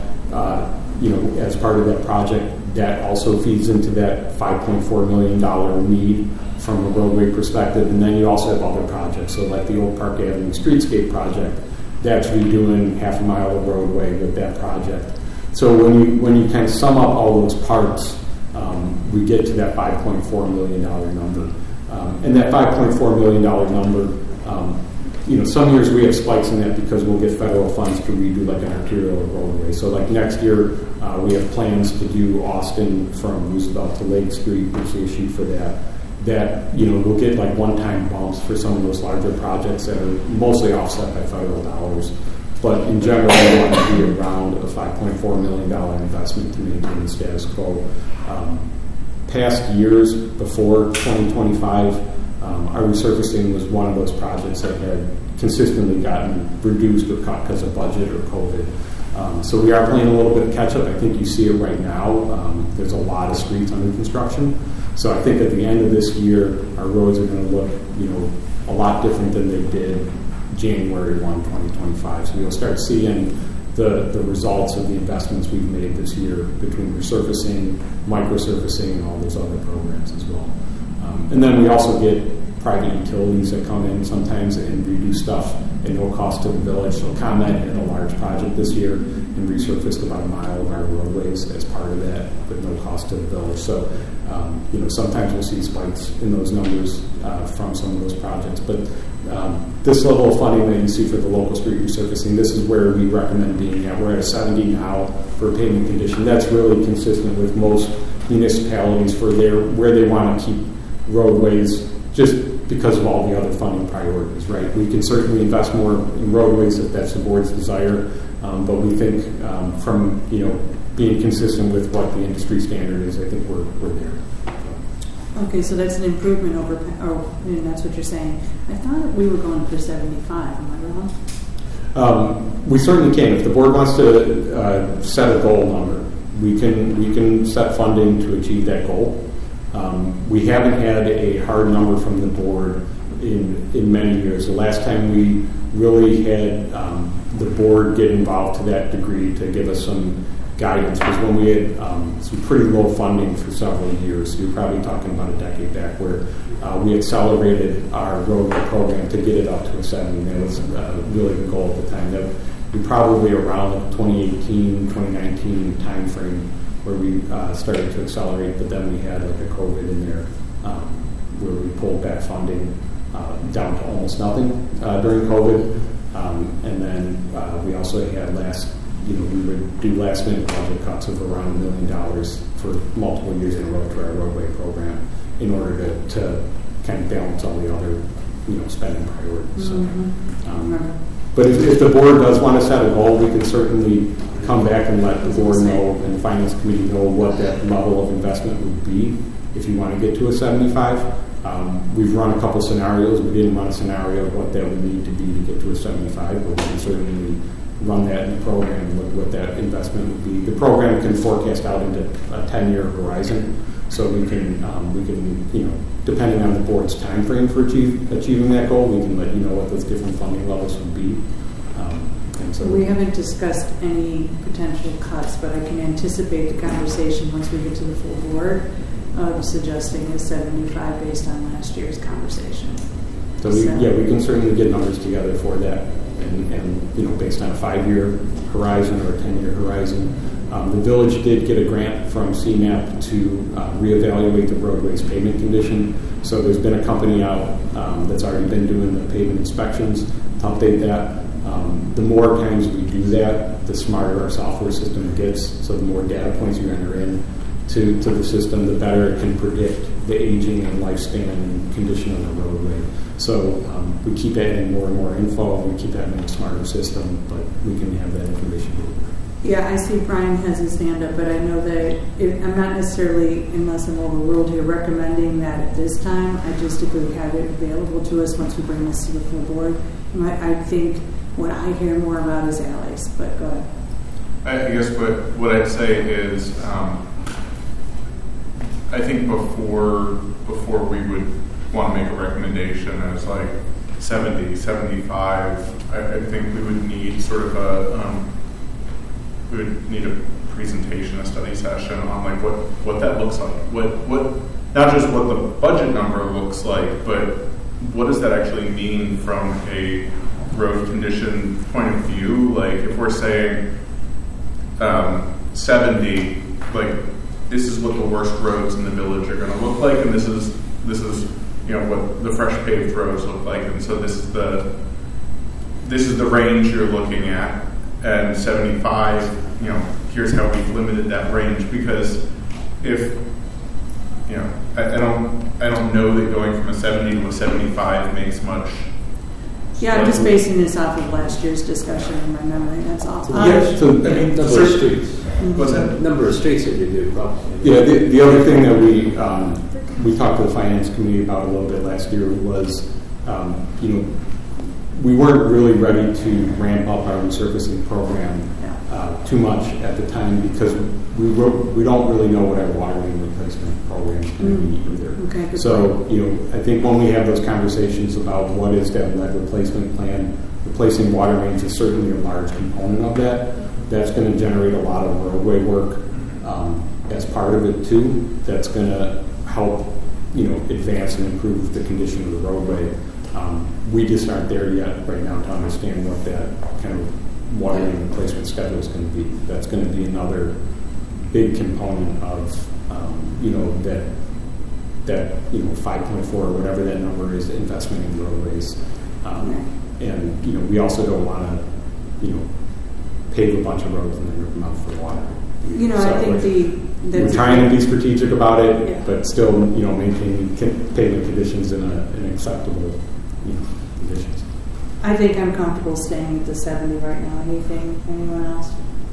I'd be curious to just know if we could see. I'd be curious to know what that number has been over time, and I'm also just curious. And I've seen some of the great maps that we have on the village website showing, I think, alley conditions. Mm-hmm. Is there a similar one for road We can conditions generate as well? one. Yeah, we don't normally publish that one as much.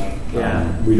We haven't had to publicly defend kind of the roadway program as much as we have with the alley program. Yeah, right. I think residents have a general perception of the overall condition of the road network, right? People drive a lot of different streets. People don't drive multiple alleys generally. You drive by a couple of alleys. So you always drive by alleys worse because that's all. You don't have that frame of reference like you do for roads. Yeah, I would reserve the dollars for alley if we had that discussion.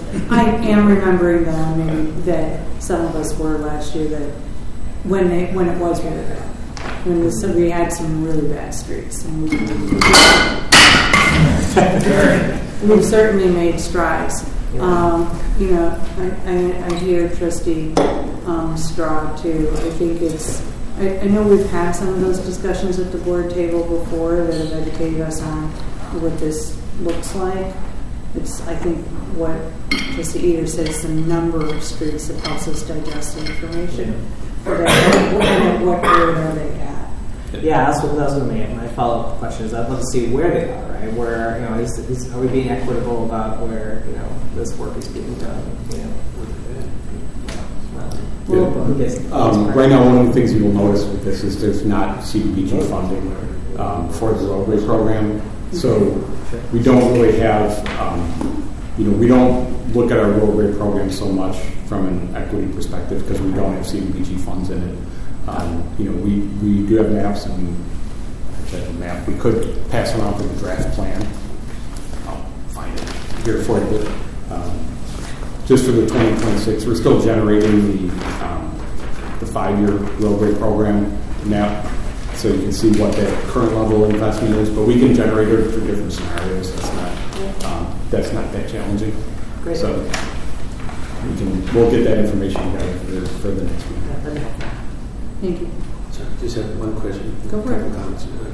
Trustee Taylor, I just want to say that I know that it's all really relating to how much money we put into the streets, whatever the condition you choose, obviously. And in the past, we're now coming back from COVID still.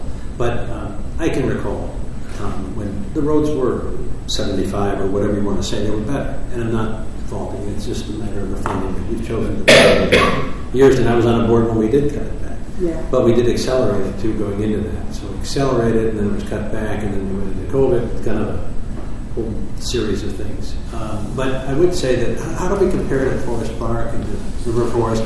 Their streets seem like perfect compared to ours. I want to say ours are all. I'm bumping up and down the road. Euclid, and my cars. They're smaller. They're smaller communities, and they have easier. And I don't know. They just seem like whatever their number is. It's.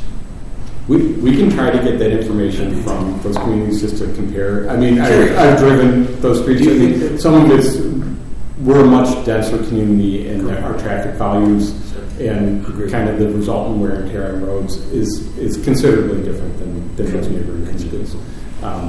But we would also have to look at some of their roadway history. They may have had a larger program 30 years ago or something like that, a lot of our roadways, we're still dealing with the core, original kind of road base and road structure. So there's a lot of projects that we're doing. We're replacing that original kind of base and pavement. So one of the questions is about the lead service replacement. I mean, I understand that's a $150 million project probably at some point in that, but we don't know how we're going to pay for it or how. It just seems like, that's going to be there, but should be room for both improving the roads and be mindful of what the future may bring. It just seems like if we always think about that and wait, we're maintaining status quo of right now, right? And I think it's an important thing to recall that we really need to put money into these roads to make them nice, and we have declined over time. I mean, I can recall a time when the roads were on a different schedule, I would say, just 20. So you're interested in 75? I would be interested in seeing what that looks like. I don't Great. think there's anything. Thank you. I'm done. Yeah. So, and so just to cap that off, I think, maybe a study session is a good idea. There's the PCI and creating an level understanding of the PCI, the Payment Conditions Index, how it relates to where we are now, where we've been. We can, I guess, benchmark it. We can look at Forest Park. There's an equity question that's been raised too, and how do we look at how we allocate funding to where in the village and relative to need and so forth. I think all those questions we can look at. We can certainly also make that study session part of, so as part of the CMAP grant, they always request to do a meeting with the village board and go over the pavement condition report and recommendations in that. That's certainly something that they've offered again as part of the current grant. We're going to be presenting the IGA for the grant to the board probably in early October. And they would have a final report. It's probably around the spring, late spring 2026 timeframe for that, where we can make that part of that discussion, because then we'll have updated numbers and all that stuff as well. Yeah, that sounds good. Yeah. But I question. just don't want it to get overlooked. I think Public Works is recognized, especially Bill's been here historically for a while, so he understands the history. And I think the last couple of years we've increased funding in the streets, being mindful of the PCI, and you guys are pretty good. Some of the internal analysis, but like we've had conversations over the last couple of years that we need to increase our investment. We've heard some of that messaging coming from the board table as well. So I think this is not. We're open to any interest that the board has on this topic, and I think everything is being done in the context of just trying to manage the overall finances. But I just wanted to recognize the fact that they have been paying attention coming out of COVID, saying, hey, look, we need to get back to a high level of funding. In the last couple of years, that's what they've been doing. So really tightening it up this year to really point out the 70%. So this is a good conversation because we're talking about a goal now, right? And we're going to create an understanding about what 70% means. So that we can really, so the board can have, as clear information as possible, decide 70% enough for the 75%. Can I ask a dumb question? I know you want to move on.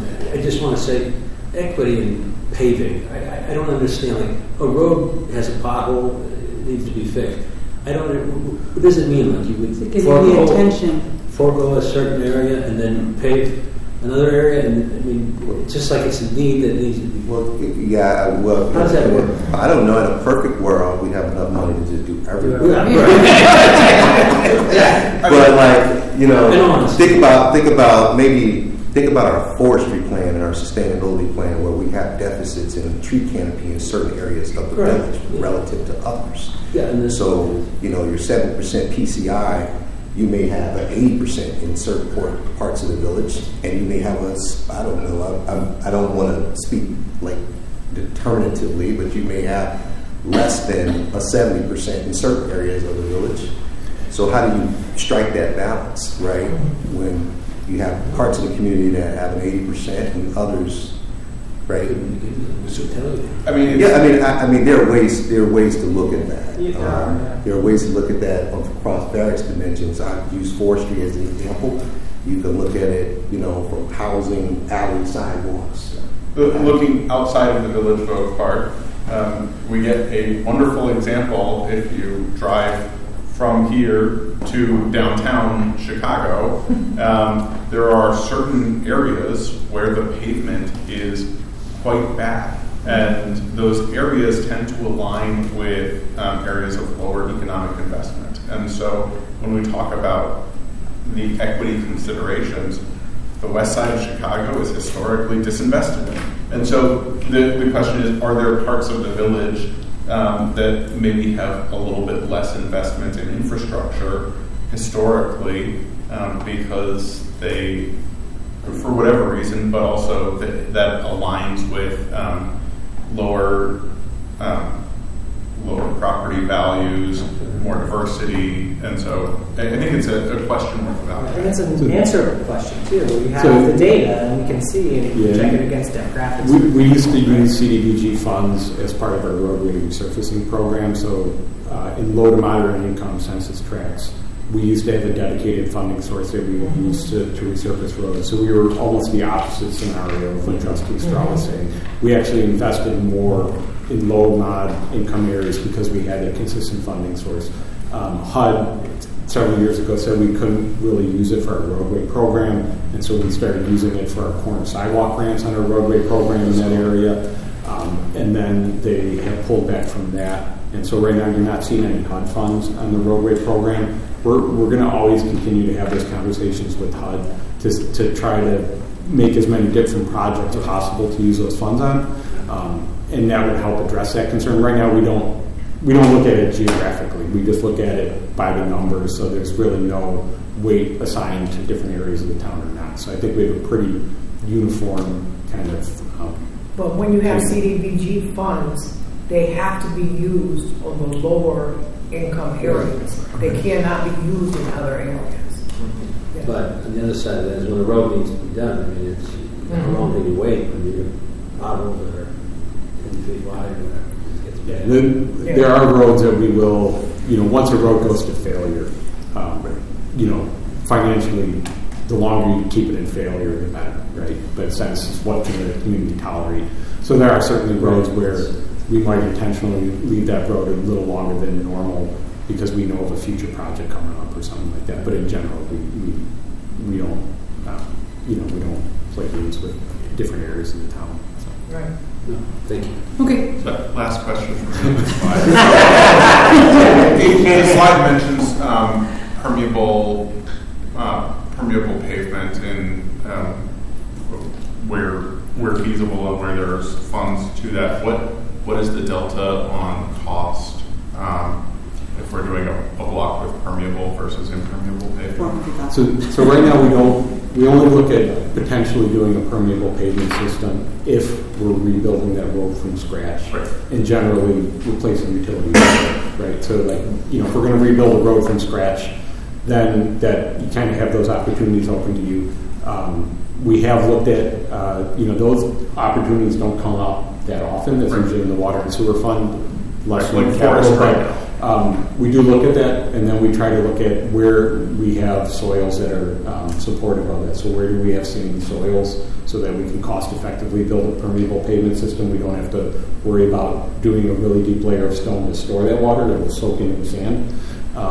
We haven't had a roadway that met that criteria in a number of years, but we did do a project on Kenilworth, south of Washington, where we did bid alternates for it, and at the time the board didn't want to move forward. But we would always look at those opportunities, and we look at grant funding for that. MWRD has a consistent grant program where we look at what infrastructure do we have available that might be suitable for green infrastructure. Alleys has been a little better opportunity for those in streets, but we look at those too. So. Yep. Okay. Thank you. So the next sheet here is for the neighborhood greenway bike boulevard system. So in going into 2025's budget, we set budget numbers to build out the neighborhood greenway system over a period of 2 years in 2025 and 2026. So that's what you're seeing in 2026 is the remaining amount to complete the neighborhood greenway system. So you got about a $2.5 million investment for construction to build out the remainder of that system. We did get a grant from Cook County. We got a grant to do this year's project, and then we also got a grant to help fund construction of next year's project as well. So you'll see a $250,000 revenue in next year to help offset some of those costs for the village. But after 2026, then the neighborhood greenway system would be complete. Question. Oh, please, go ahead, Greg. So in the 25 one, which I know there's a bunch of concrete work I've seen that's in there. All the striping that everybody complains about, when it's going up all of a sudden one day. Is there a future? What's what's the replacement on that? 'Cause I know like thermo, the general one is like thermo is like 7 to 10, and then the non-thermo is like 5 to 7. Yeah, so Which mean really, every 5 years it would have to be replaced, in my personal opinion, because otherwise it just after 5, even though it says 7 years, I feel like it looks like crap after like 4.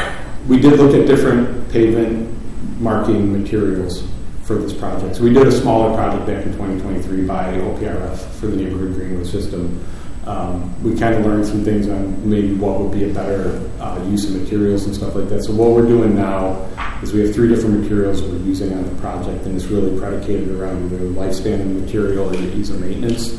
So we've got the green pavement markings that are used to highlight like high confidence points, right? The best material out there for that is called MMA. It's a really high performance paint. That is something that hopefully over time we can start procuring and doing internally for maintenance. Right now it's just hard to buy the material. It's in such high demand for that, but that's still essentially a paint product that the goal is to maintain that in-house in the future. Some of the striping that you see, the actual striping, that's thermoplastic. That tends to have a pretty good lifespan, like 7 years-ish on like newer roadways. The symbols, we use a paint, like a high-performance paint for it. Right now it's polyurea, and we're always evaluating whether it should be polyurea or there's some other materials out there. That really has a shorter lifespan, but it's easy to maintain. So like if you use thermoplastic, it's really hard to maintain for those symbols. You have to grind off the thermoplastic and reapply new thermoplastic. That's really hard to do those removals and kind of refresh those markings. The paint, we have stencils that we get from the contractors on it. So the intent is that our public works crews would use those stencils in the future and just apply new roadway paint on that. It's a low cost maintenance, like easy, low cost maintenance to maintain those kind of large symbols and all that stuff over time. So that's the intent. Polyurea stuff on a newer roadway, you're around a 3-year lifespan on it. So you saw a lot of roadways that before we did the bike treatments, we did microsurfacing to kind of give a better wearing surface, not just for the riders, but for the pavement markings as well. So I'm just thinking long term, like you did it this year, then you have to account for it in 5, 10, but it sounds like some of it's in-house and the cost. We have a thermo, like that would end up just probably getting rolled into the thermo costs that we have. I didn't know if which there was is like a it's huge separate jump project. we'll have to start looking at what those adjustments are. I mean, right now that's going to be in like the 3 to 5 year time frame before we really have to start making a significant investment in it. But the paint, relatively speaking, is pretty cheap. So it's mostly like the labor, and if we're doing it in-house, it's free labor. Right? Well, it's not free. Well, it's not free. Don't say that to Jim. More economic. So the next sheet is one of those other core infrastructure projects that we do on an annual basis. This is alley improvements. So alleys are what we hear the most from residents on. So right now we're showing a funding level of just over $2 million for the alley construction. We use CDBG funds for alleys as well. So HUD has been okay with us using CDBG funds for alleys. What we're going to see moving forward with the CDBG funds for alleys is only in multifamily areas for them to qualify for HUD funds. So, right now we're forecasting being able to use CDBG funds all the way to 2030. That may not come to fruition. We've got to look at all our alleys that are still remaining to be done in low to moderate income areas and look at the financial eligibility of each alley on a case-by-case basis, and then see if it's going to be eligible for HUD funds. So we may run out of alleys in low to moderate income areas for CDBG and have to look at using those funds on other eligible projects in some of those out years.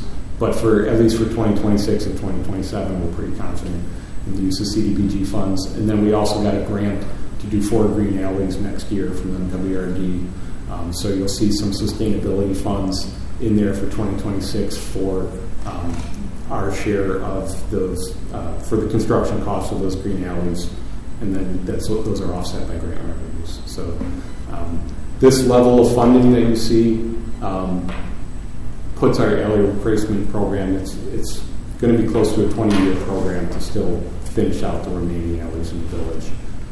You're not seeing this dollar amount really ramp up based on inflation. We could accelerate the program if the board wants, or we can stay flat and it'll be about a 20-year program to finish building out the rest of the alleys. What's the percentage of the alleys are reasonably good? So we've got about 200. Alleys are always fun to talk about because there's segments and like is a T alley and stuff. So there's like 660-ish alley segments out there. We've got about 260 that haven't been touched. So we're somewhere around that 2/3 mark we've touched and 1/3 remaining-ish. Those that haven't been touched still have the asphalt. Still have asphalt or old concrete and stuff. The majority of our alleys were built around 1937. Those existing concrete alleys that you see there have had their day in the sun. They're pretty old. So we've been replacing them basically since about 2002. Prior to 2002, we didn't have an alley program. Alleys were replaced by a special service area assessment to those residents. Mm-hmm. So it's a lot of catch up, right? So in 2002, the alleys were really, really bad, and because we just ignored them essentially for 80 years. Some communities still just ignore it. Yeah. Brookfield still has gravel. Gravel's cheap. I don't think residents would like us replacing it. Less people. It's not really perfect. Yeah. No. There's puddles all over gravel alleys. So. Yeah. Good And to go. you do still have to repair them and stuff. Yeah, it's easier than building a new one. So the next sheet is for a project for the Home Avenue Bridge replacement. So as part of the letter of intent with IDOT for the I-290 reconstruction project, the Home Avenue Bridge will need to get replaced with the I-290 project. If the village is interested in doing anything beyond kind of the standard kind of IDOT bridge, we would need to be designing that and likely paying for at least that increased cost of it. Maybe the whole cost. Those are conversations we need to have with IDOT. But we do have federal funds that we were able to use for the design of a Home Avenue Bridge so that we can at least explore those opportunities for new, different, unique bridges. We just got approval from IDOT to finally start work on that. The board approved the contract back in 2024 on that, and we just got authorization to move forward from IDOT about a month ago. And so we just are starting the design of that. That design is going to have multiple concepts in it for kind of low, medium, and high cost options of a new Home Avenue Bridge. And so we'll be presenting those design concepts to the village board next year. And that, so there's really no commitment right now on that level of investment. We're just exploring what those bridges could look like and what those costs could be. So you see design costs in there for a portion for this year, and then the bulk of the preliminary design will be next year. We present that to the board, and then based on board direction, we've got funds programmed out in 2027 and 2028 to do the detailed design of a future bridge. Those funds are assumed that we're talking about like a $10 million-ish bridge for the design. Again, those design funds would be offset by grants. So those designs would be about 80% funded by grants. And then we are showing construction in 2029. That's really just a placeholder. The anticipation for this bridge is that we really want to get grant funding for it. We don't have any set time frame to replace this bridge. It's not falling apart. We just repaired the deck and patched it a couple of years ago. Structurally, the state still owns the actual superstructure of the bridge, so if there are like emergency repairs that need to be done to the columns and footings, that's the state's responsibility. We're showing it as 2029 just because that's about as aggressive as we can possibly be on that. And that way, if money does fall from the sky for this, we can be ready for that. We really want to get the design complete and done to a stage so that we're competitive for grants. So there's a lot of grants out there that shovel readiness is a huge component of it. if we can get the designs to that point, we'll be a lot more competitive for it. We did ask the state for $10 million to help fund construction of it earlier this summer. So hopefully we hear back from the state on that later this year. It seems like there might be some interest to fund that project. It's a really potentially cool project, right? So we might be able to find funding partners for it. So, but those numbers are just placeholders out there right now. There's no commitment to meet that timeline for construction. It's just there because that's about as quick as we could do it, if needed.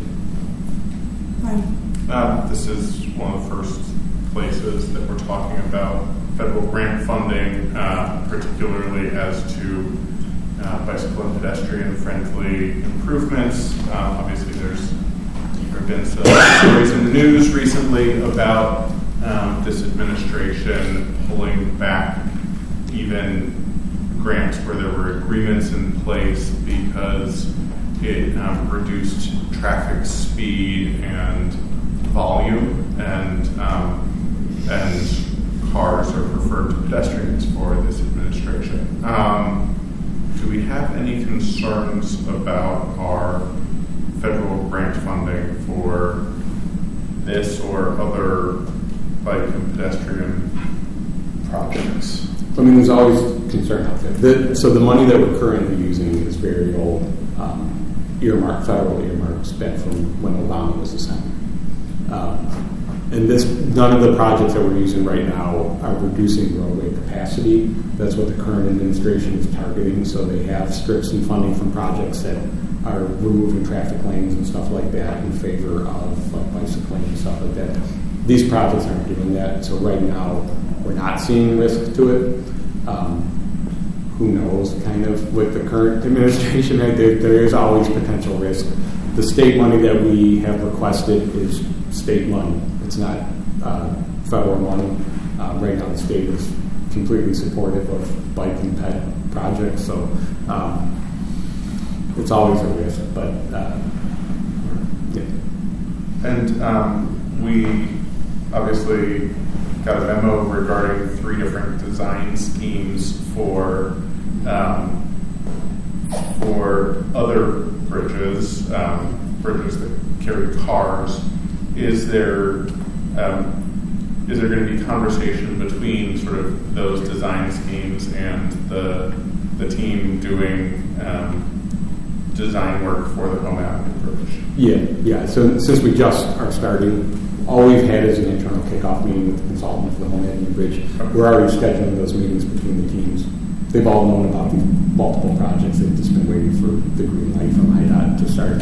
So we'll certainly have those conversations, and then we'll really need to engage the board on kind of what is that level of investment throughout the corridor, right? Where do we want to potentially highlight bridges or not? And that will really help give us some direction. So we've got those. We'll have the sheet coming up for the other bridges, and that will be part of those conversations with the trustees at the time. Is what level of investment and where the trustees feel comfortable with for all the bridges over I-290. Have you ever done a study on the usage of the bridge? The Home Avenue Bridge. Probably early with the bike plan. Like 2008 with the original bike plan, we were doing some bike counts and stuff like that. It's been ages. I mean, I think we all observe a lot of usage. There's a lot of kids that use that because it's to get to the middle school. It's really the only way to get there, and I think even one of the grade schools when it's pushed north of the bridge too. So it's heavily used. I think the kind of community really feels that is a strong asset, and I think the opportunity to enhance and create something that you get millions of people driving under. Pedestrian bridges can be done relatively cheaply, and so some of the low cost options that we'll be presenting will be a pretty basic bridge, but maybe with some attachments or decorative lighting and stuff like that. It doesn't take much to make something appear pretty cool. But then we'll have some signature bridge concepts as well, if that's what the board wants to kind of invest into. So we'll try to give a wide range of options, and then engage the board on what that funding commitment would be. And then a lot of it will be like, can we get grants, right? If you can get a grant to offset a large portion of the cost, it becomes a different conversation with the board too. The reason I was wondering is that if we don't have some numbers there, would it be in danger of not being funded at the federal level? No, so right now the bridge has to be replaced when IDOT redoes I-290. Fine. That's already part of their kind of core I-290 corridor plan, right? So if the village chose to completely walk away from any enhancements to the bridge, when IDOT redoes the corridor, you're going to get a new version of the Home Avenue Bridge there. So I don't think there's any risk, and that's already included in the letter of intent with IDOT. So right now, it's just we've got federal funds that we're able to use for looking at these options. There's really, there's no commitment that the board has to make for this. So it's just a potential opportunity. They would pay? They would pay to do it? No. IDOT would pay to. So right now, IDOT's treating this like their other bridges. So when they do I-290, they're going to be replacing bridges at their cost. Essentially, remove and replace in kind of. Like we've got an agreement with IDOT that says like this bridge needs to be 20 feet wide because we want to widen it. And the entryways need to be a certain dimension so we can have maintenance equipment on it and stuff like that. But it would just get replaced with the standard bridge. Same thing with like Oak Park Avenue, East Avenue, all that stuff like that. That's part of the core I-290 corridor replacement project. Just one question though, that this has a low, medium, and high.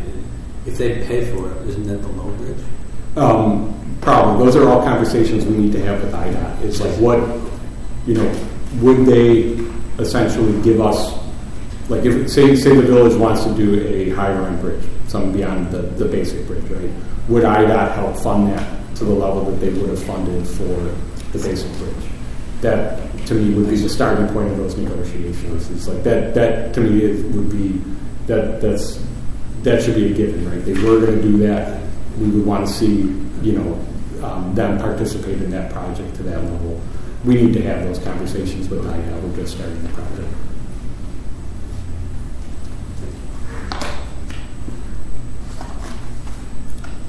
So the next one is for traffic calming improvement. So this sheet captures a lot of different things.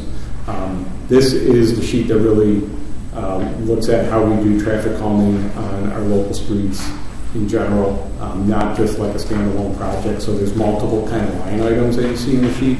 So we've got a line item in here for traffic calming as part of resurfacing and other capital improvements at $500,000.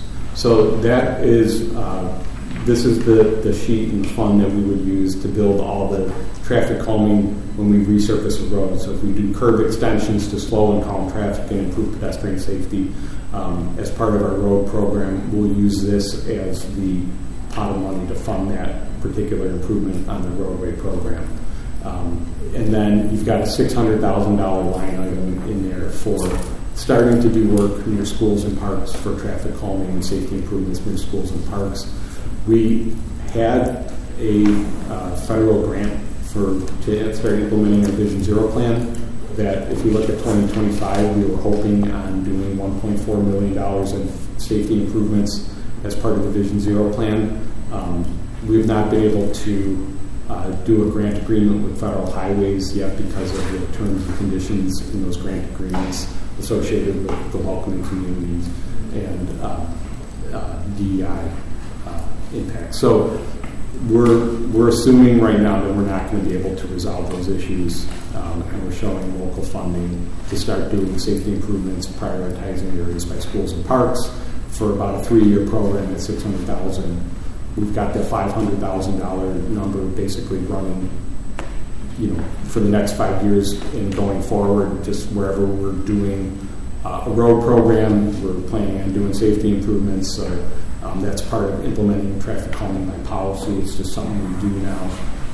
And so if there is desire by the village board to kind of increase funding for resurfacing in order to get to like a 75 point or whatever that ends up being, we would be adjusting this traffic calming number, respectively. So like if there was going to be a bump in resurfacing, I think we would need to bump up this amount to cover the traffic calming improvements that we would want to do as part of this resurfacing. Makes sense. And then you've got a couple other smaller things in there. So we've got a $75,000 item for dealing with improvements that are being recommended as part of traffic calming petitions. We're all caught up on petitions, so we've got a couple upcoming board items in the next month on some of the traffic calming petitions that we've heard. We're expecting that volume to go way down from where it was, but we still have a line item in there to address any recommendations through that petition process, and we're also going to be working with the Commission on updating that process to integrate with Vision Zero. So there might be projects that come out of that in that integration. We just have to see how that shakes out in 2026. I see that the high entry network, so the sort of the prioritization is schools and parks in 26 and 27, and then we add in some of the high entry network work in 28.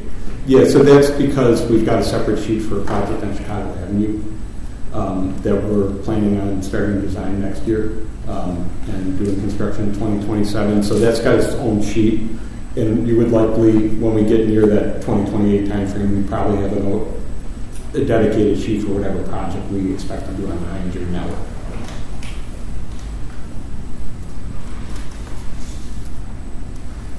So the next sheet is for doing attachments to bridges over I-290. So again, as part of the letter of intent with IDOT, when we were working with IDOT on what is that future I-290 project, one of the desires of the village at the time was to look at opportunities to do aesthetic enhancements to the various bridges over I-290 as part of those bridge replacement projects. So we were able to get that scope included in the federally funded Kathy Ike study. So we've got federal funds right now where we're looking at those design concepts for attachments to the bridges. We've got basically 3 different design families that we're looking at right now for that. Really, we've prioritized the work to look at these design options because IDOT is planning on replacing the original Avenue Bridge. They're actively designing a new bridge at the moment. In order for us to do any attachments to that bridge, they have to incorporate those into their design. And construction is planned probably for 2028 by the state. They would bid out a job, probably award a contract in late 27 for 2028 construction. So that's really driving the timeline on this, is that we're trying to, we accelerated that work and prioritized it so that we could be ready should the village want to do attachments to Ridgeland. The other bridges on the corridor, we don't have any timelines for.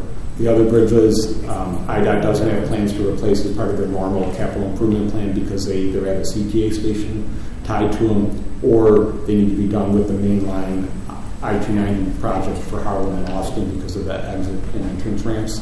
So Ridgeland's really the only bridge right now that they can do in a normal time frame.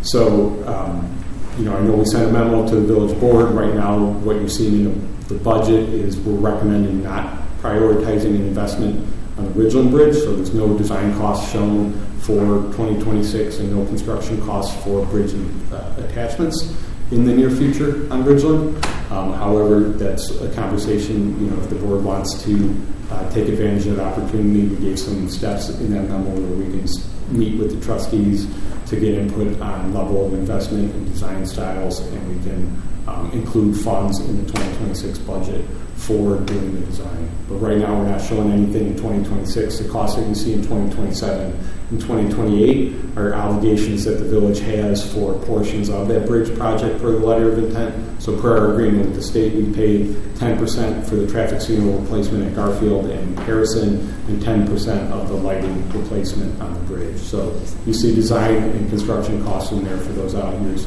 for stuff that we're obligated to do, but not any cost for the decorative attachments. We need to look at the sheet because my sheet doesn't show zero. It doesn't show what? It shows $1 million. You haven't, you've got that sealed sheet. Okay. Yeah, that was updated. Okay. So we need to look at the front sheet as well. It's updated. So yeah, there was 3 sheets that we updated. So we updated this, we updated the person who was the sheet, and then This was, Oak Park Avenue. Oak Park Avenue, to reflect the updated construction cost based on board direction. right, no, that's great. This was a win. This was $22 million that we just were awarded, right? Or at least what the state is going to do this project. So the 22 million, that's IDOT's cost for the bridge. Okay. So, if we did more, we'd be up and above. Yeah, right now the letter, the agreement with IDOT is decorative attachments. Those would be at the village cost, and we would have to maintain them. So, but they did commit to doing decorative attachments should we want within certain constraints that they can still inspect and manage the bridge and all that stuff like that. Okay.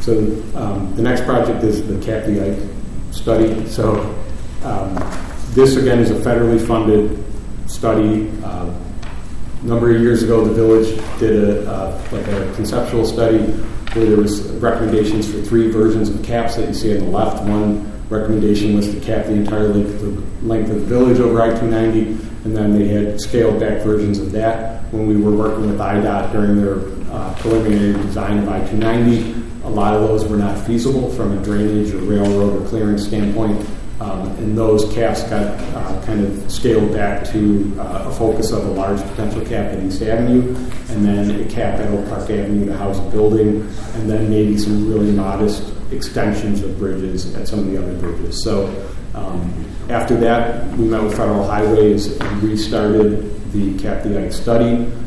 We finally got approval to restart that last year after about 7 years of trying to get approval from IDOT to restart the study. We have focused all of that effort right now on the attachments to bridges, but we're about to launch into the Cap the Ike study. We're really going to be looking at those couple caps at Oak Park Avenue in the east. We are having other elements in that scope where we wanted to capture other things that we know we're going to need to look at along the corridor. So we're looking at, right now we're looking at the aesthetic attachments to bridges, but we're also looking at aesthetic opportunities along noise walls, because noise walls will be a part of that project. There's also a shared use path along the north side of the Eisenhower as part of that project, so we're looking at design consideration and stuff for that, even though IDOT's doing the bulk of the design. But the project is a little more than the Cap the Ike study, because we wanted to get everything that we could kind of into that study that related back to I-290, because it is using federal funds. So right now you see the cost to do that preliminary study for Cap the Ike. It's predominantly federally funded. We've got some funds that are 100% federal, but the bulk of them are 80-20. And then we do show some costs out in the future to do the formal phase 1 if the village wants to move forward with any of these caps. So right now we're doing, it's called a preliminary environmental linkage study. It's essentially a feasibility study. We can't do a formal phase 1 conceptual design because those have a 10-year commitment to moving forward to construction. Otherwise, you have to pay back the money.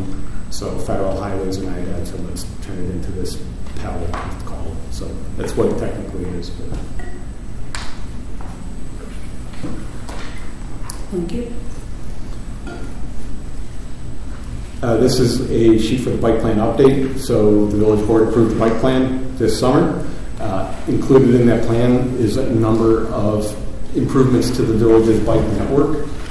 So we are showing building out those recommended improvements over about a 4-year time frame right now. So that is really focusing on, in 2026, on streets where we're looking to add new bike facilities where they don't currently exist.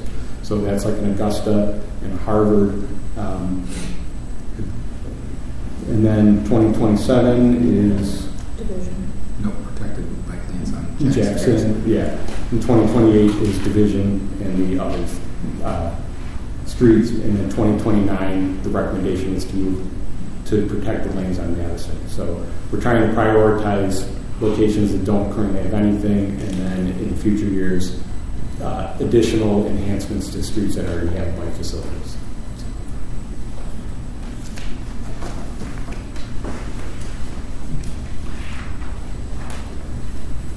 So this is, the next sheet is a project for upgrading the village's high-level street lighting system throughout the village. A number of years ago, the village upgraded our low-level pedestrian lights to LED lights. We have not, in general, addressed the high-level street lights that you see. Those are primarily either on larger streets or east-west streets. So this is a project to retrofit those with new LED lights. We're looking at doing that over a 3-year time period right now. We would get ComEd rebates for changing those mercury vapor lights to LED. We're completing a photometric analysis right now so that we can select the appropriate fixtures. We're going to be getting some test fixtures up this fall so that we can hopefully nail down what actual product we want to use and then move forward with construction starting in 2026. This is to replace all of them, or how many? So what you see here would be replacing all the non-LED high-level street lights. Yeah. And then there's some scattered random LEDs out there that have been where we had an outage. Those would probably get replaced so we have consistent lighting photometrically on those corridors. We do have a lot of LED out there in commercial areas that have been redone. So we wouldn't be looking to redo those. This is mostly, we're trying to take advantage of the ComEd rebate program and get rid of old lights that are inefficient and we can't really replace in kind anywhere the mercury vapor. So, yeah. Do you have a general sense about the percentage of lights that need to be? The vast majority of the high level ones, yeah. I don't know percentage wise. I don't know if we give a percentage, but I think we just have a number. Okay. We can certainly get that. But it's default. Yeah. So the other thing with this is it does tie back to Vision Zero, one of the recommendations, and not unsurprisingly, a lot of the pedestrian accidents happen in night hours. So we wanted to run all those photometrics to see what should we be from a safety standpoint as well. So. This next project is our annual kind of maintenance program on our roads. So this is crack fill pavement patching, microsurfacing, like a type of rejuvenator that softens and adds life back to the asphalt. We had an accelerated program this year so that we can get ahead of the neighborhood greenway project. But moving forward, we're recommending going back to that $500,000 level of investment.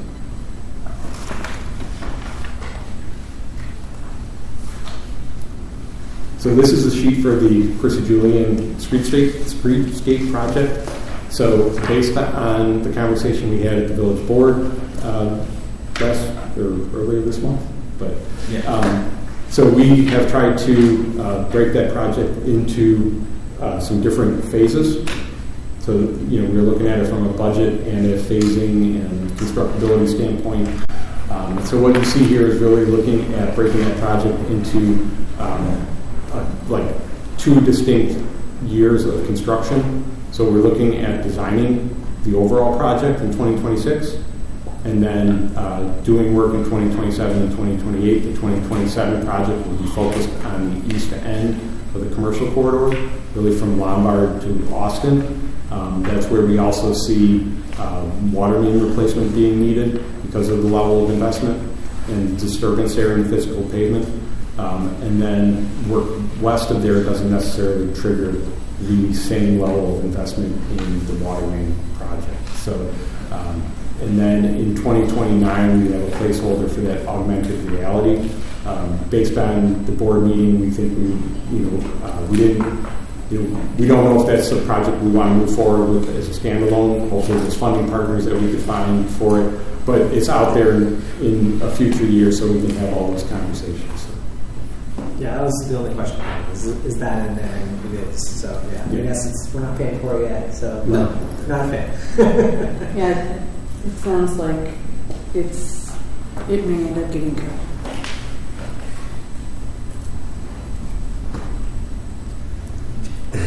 Any other questions?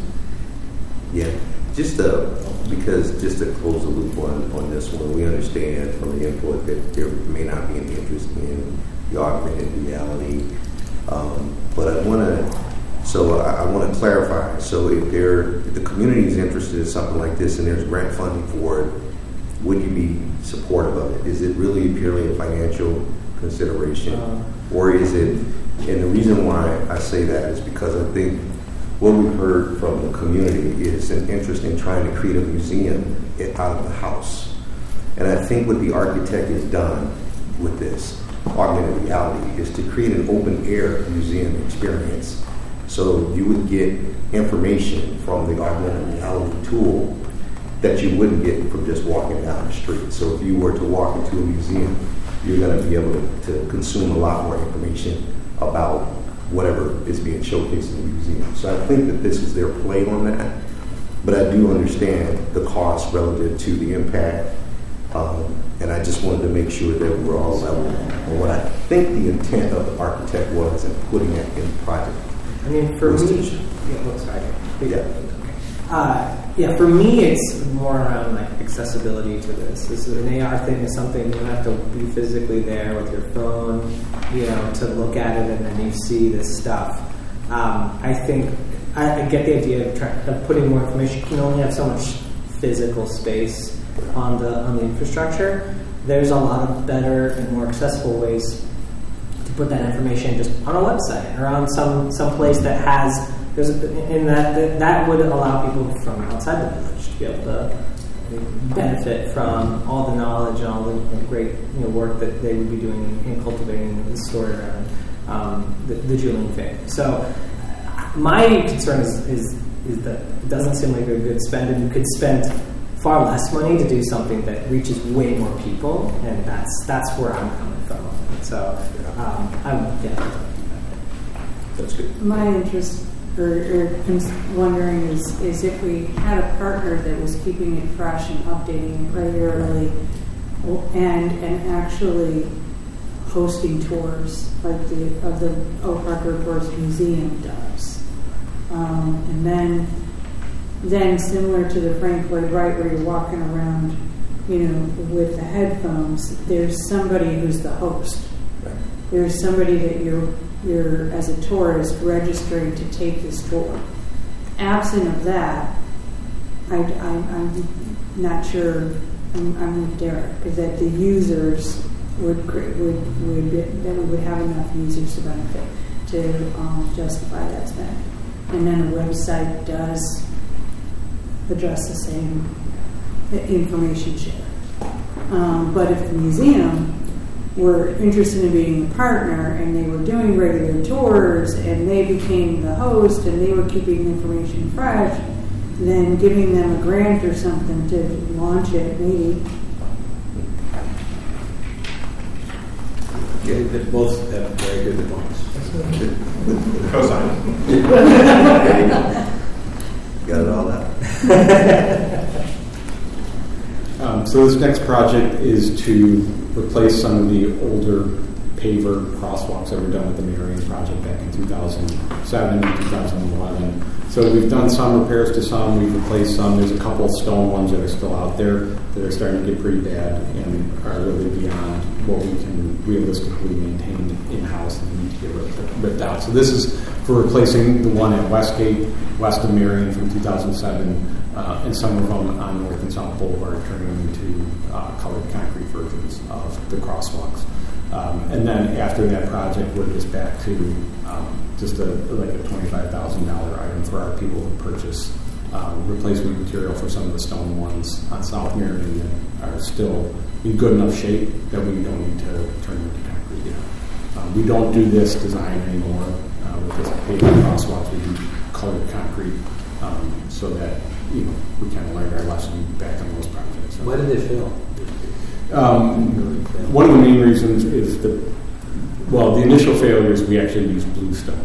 In that speed table on Westgate, that was a mistake. The bluestone can't really handle vehicular traffic, especially when it's saturated in the winter and all that stuff. The stone was blowing up just because the stone was not strong enough.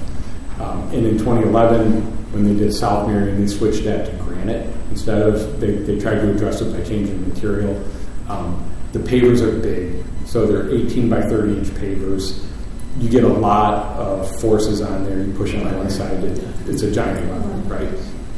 So the granite itself would bridge any failures of the mortar underneath for a long time, but eventually the granite would crack.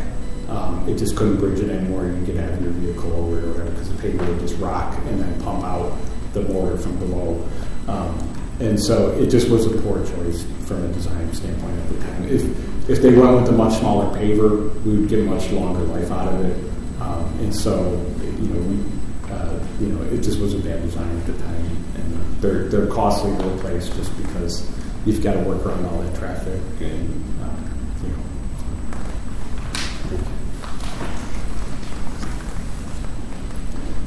So this next item is there's a couple sheets related to North Avenue. This is one for looking at doing gateways on North Avenue. So the village did get a federal grant of $200,000, which would help fund construction of one gateway.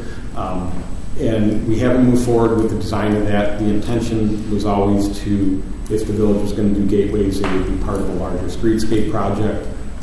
And that streetscape project would help fund the construction of 2 gateways, one on each end of North Avenue.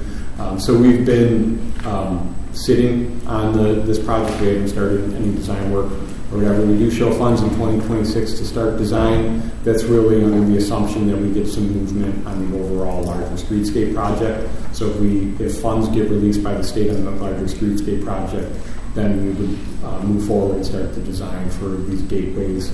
We have talked to the City of Chicago because any streetscape project on North Avenue would be a joint project. They are open to the gateways if the village is going to help fund construction through this grant, and we get state funds for the overall larger project. So this is hopefully we can move forward with it, but we won't move forward unless we have some movement on the overall streetscape project.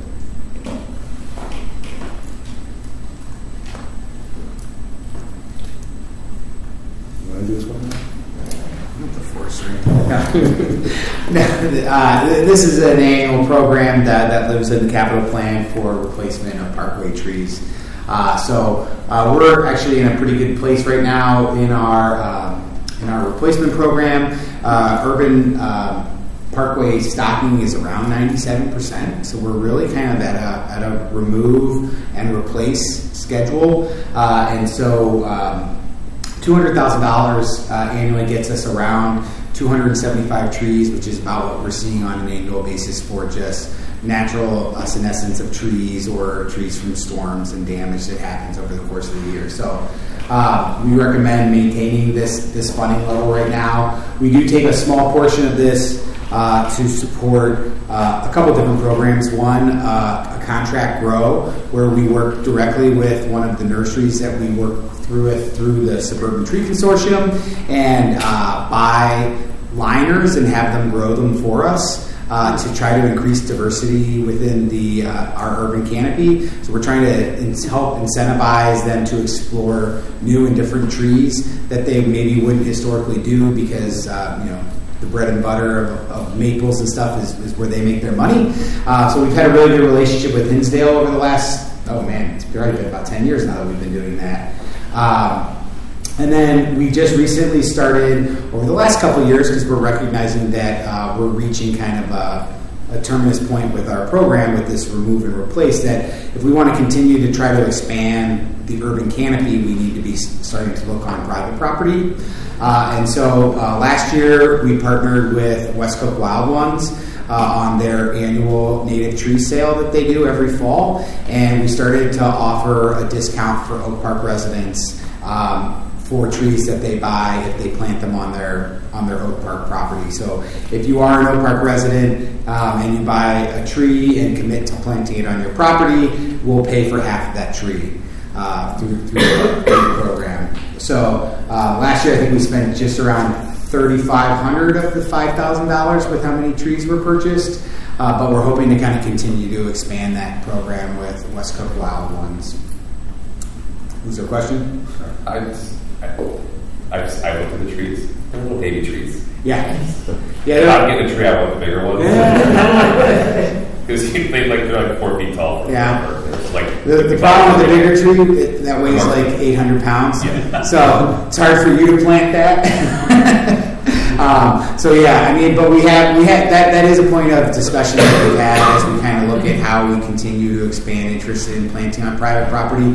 But there's this balancing act where for a resident, it's easy, it's very inexpensive and easy to buy a small tree and plant it. I don't want to get into the whole science of tree planting, but actually, you're better off buying that small tree and planting it. I mean, all you're doing is buying time when you get bigger, but the bigger the tree you buy, the more likely it is to actually fail during transplant. So if you can afford the time, then you're better off with the smaller tree. But yeah, it's something that we'll continue to explore and see if there are ways that we can help incentivize larger tree planting as well. I look at trees, but those power lines, they mess with tree planting in my area. I know I'm in a low density neighborhood, but we looked at neighborhood, our trees in our backyard, those power lines are really the biggest effect. We can't put anything in our backyard. Your service lines or your service lines? Yeah, it really gets in the way. Yeah, especially mine that's really low. It's like the comment we used to put other little utility poles. Yeah, it's like almost beyond the cup of what you're supposed to be doing for light. So. Oh, okay. I see what you're saying. You okay? Yeah. It could be. We could talk though and see if there's something we can do for you. Yeah. So anyway, I would say that if we can continue growing that program, that's certainly something that I would be in favor of. And I don't know what that looks like. How we can increase the uptake of native trees on private property, but I think that continuing to grow that tree canopy from a greenhouse mitigation standpoint is good. Yeah, and I think we just need. I think this program needs time to grow, but I think we do eventually need to look at alternatives to try to find different ways to incentivize. And we just there's a lot of discussions about that just generally, like in the Chicagoland area with like the Suburban Tree Consortium, the Chicago Region Trees Initiative, and there's some different models that are being tried out. And so I just think we just need a little bit more time to kind of figure out maybe what we think is the best model before we need additional money for it. But it is something we're looking to do. You might also consider the trees native plants as well. Yeah, native plants are really, the plugs are going for like $15 for a little plug for native plants. So sustainability actually through the same partnership with West Cook Wild Ones does a native plant discount as well. Yeah. I have a couple questions. I would echo everything Brian said. This is something that OPCAN has been advocating for as well as growing this program. Just to double check what you said earlier, the program for expanding out and broadening the number of trees, types of trees. Are those trees in that program native, or are we? So no, we don't limit ourselves to native trees in the Parkway. We wouldn't recommend that. Okay. We feel that species diversity, looking at both improved cultivars and some non-native trees, is the best choice to move forward, especially in the parkways, which are not native soil conditions. Right? It's not a native condition. And we need that diversity to maintain stability in the urban forest. So if we were to try, like the number of native species that work well for us is very small, and it really opens the village up to the potential for something like an invasive species to come in that could really decimate the entire population. Whereas if we really continue to promote diversity, and the kind of the right tree that fits the right space, that we're going to have a much more stable and better managed urban forest. Okay, that's good to know. And then my second question is it's great that it's a 50% sort of split. Have we looked into increasing that, or potentially even looking from like a similar to how we do the energy efficiency grants? There's an income qualified, so you get 100% of it covered if you were under 80% AMR or something like that. Is that something we've looked at? Yes. So we've talked about whether or not 50% is the right spot. Okay. Typically, with what we found, right, if it becomes a giveaway, there's less incentive from the person who's getting the gift to follow through potentially with the work of installing the tree. So we really would feel that some cost share is important because it provides buy-in for the person who's making the investment. But yeah, I mean, we wouldn't have to stick with 50%. I think we're just trying to find out. Yeah, I think we could be open to that. It's just about that's where we kind of started to see it. I think we need a couple of years just to see whether or not, if we did change it, whether or not we get additional buy-in for residents and stuff like that. So, one last comment is I've heard frequently ginkgo trees. Let's not do those. So we still plant ginkgo, but all of the ginkgo trees now. So speaking of like a native, and so ginkgo trees would technically, they're like the most native tree, right? But we only plant an improved cultivar. We plant a couple of different improved cultivars of ginkgo, but they're all vegetatively cloned from male trees. So, the problem is historically when people were buying ginkgo trees, whether they were being sold incorrectly or just being sold as trees, people were buying female trees, right? Female trees fruit, and they create the problems. Male trees don't fruit, and so if you just vegetatively clone the male trees, you don't get the fruiting problem. So all the trees that we plant now, we don't plant a lot of ginkgos. We do though maintain a small, we do plant a small number of ginkgos typically on an annual basis. And there are people who ask for ginkgos. There's a ginkgo in the rear yard of Frank Lloyd Wright, and so that's special to some people. They want a ginkgo. It's the right tree for the right place. In some circumstances, if you need a very upright columnar tree, and it can be a good choice depending on the cultivar. So we do still plant them, but they are male. I guess I was assuming that you were concerned about the fruit. Yes, it smells bad. It creates slippery sidewalk conditions. Don't ginkgo trees sometimes, male ginkgo trees sometimes spontaneously change sex? I believe that's actually that is a thing that happens, correct? It's like Jurassic Park. Life finds a way. Yes, male ginkgo trees begin fruiting if there are no female ginkgo trees. I'm not sure I've heard that, but I could look it up. I googled it. Let's check the sources. But I don't know. I think we're ready to move on. I'll look into that though. And I mean, to that point though, there's all those unforeseen consequences, even with improved cultivars. Pears are a perfect example of that, and how invasive they've now become in this area. So, right, I mean, it could happen, and it should be investigated and considered. But we plant a very small number compared to what they used to do back in the 60s and 70s when it was really popular.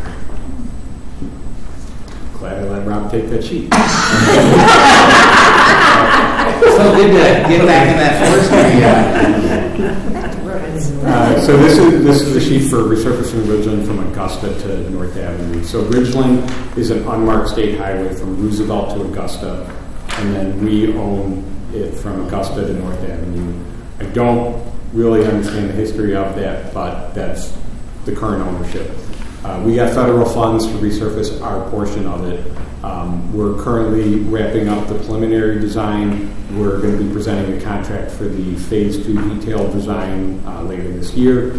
Construction is planned for 2027 to resurface that. The project also includes replacing the traffic signal substantially at Division. That's one of our older signals.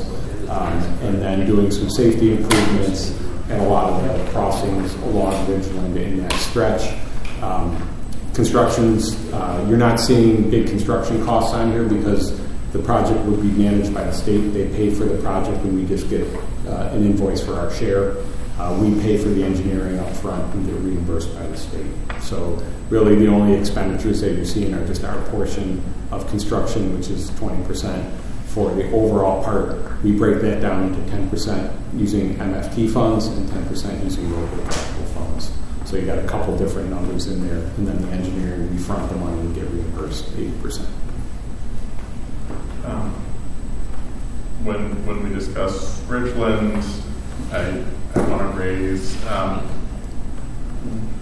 we've talked in the past about the path, about the pathway to taking local control over Ridgeland. I know this is the portion you said that is already under local control, but what's the pathway for us taking local control over the remaining portion of Ridgeland? Because I know historically when we've talked about like safe crossings near schools, it takes forever for us to do anything about it because IDOT stands in the way. So we started those conversations around Washington with IDOT this year. So we are still working through that process with IDOT to see what we can negotiate for a transfer of jurisdictions. Ridgeland would be the next street that we would look at. Fortunately, we've been able to get approval from IDOT for a lot of the RFPs that we want to do on Ridgeland based on Revision 0 on the bike plan. Those costs are kind of baked into the bike plan or Revision 0 implementation, but next year you'll see a lot of the flashing beacons being installed. We'll still have to go through challenging conversations with IDOT on changing curves, right, for bump-outs and stuff like that. But we intend to have those conversations around Ridgeland. We started with Washington because it didn't have a bridge associated with it that was actively being designed. Ridgeland's the kind of the second part of the conversations. Right. And the presidents came in and anticipated the second part of my question, which was we had an initial conversation around a north-south bike lane, and that focused on Ridgeland. We've sort of set that to the side. I don't see a sheet in the near future regarding any more feasibility analysis or design for a north-south protected bike lane. Is that still something that's in? So the current recommendation so we did do a feasibility study of bike lanes or bike treatments or some version of bike on Ridgeland. We worked through the Transportation Commission on that, and the recommendation from the Commission was to suspend the study before we start doing public engagement on it, because when we started looking at what levels of improvements from a bike perspective that we can actually feasibly do on Ridgeland, it wasn't that robust. We had huge gaps in it, and then there was huge parking lot, it's basically wholesale parking loss on Ridgeland as a result of it. The Commission at the time didn't really think that would be the best priority from a village standpoint, and recommended pausing it before we reached out to the residents about getting engagement on the parking loss in the study. That recommendation was forwarded to the board in a memo and incorporated into the bike plan update. The recommendation in the bike plan is that that's more of a long-term. When we look at the long-term recommendations for the bike plan, Ridgeland is still shown on there for bike facilities. So when we do an update to the bike plan in like about a 5-year time frame, we would be looking at that Ridgeland corridor again. At that time, in a perfect world, there would be a pretty big shift in culture for the village by then. There might be more tolerance to have that parking lots associated with it, and then we can explore that consideration then. But that would be outside of that 2030 timeframe that you're seeing here. And what we're really proposing on Region 2 doesn't conflict with bike lanes. We're looking at pedestrian refuge islands generally, and we've got all the crossings for all the bike treatments on Lemoyne and Thomas and stuff like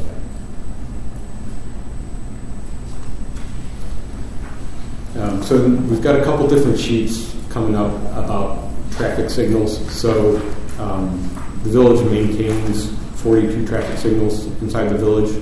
Some of those are owned by IDOT, some are owned by us, but we have maintenance responsibility of it. All our traffic signals communicate back to a central server here, and then we manage that with a software system called Centrex at Public Works.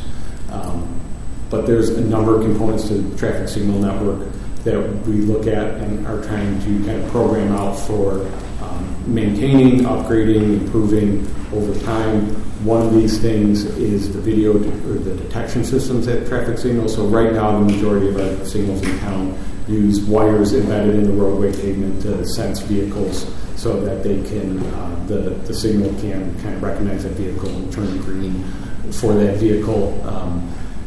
That is the current industry standard is more of a video-based system. So on new signals, we use a video-based system. This is a project to really look at starting to replace detection over the next 5 years for the existing signals. There's a lot of benefits to moving towards a video-based system. The magnetic loops in the street can't detect or count PEDs. They're not intelligent, and they can't detect bikes. So this project is really looking at upgrading our technology to the current standard for a number of reasons. One, we can then start getting a lot more information from our traffic signals to start improving their function. We can adjust signal timing for PEDs and bikes.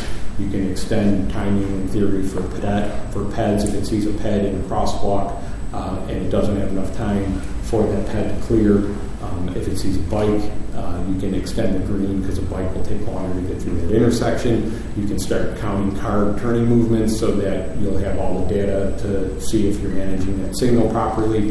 And then it's also the backbone for any kind of software sides of stuff. Really, signals are really moving more towards AI for how they can be managed in the future.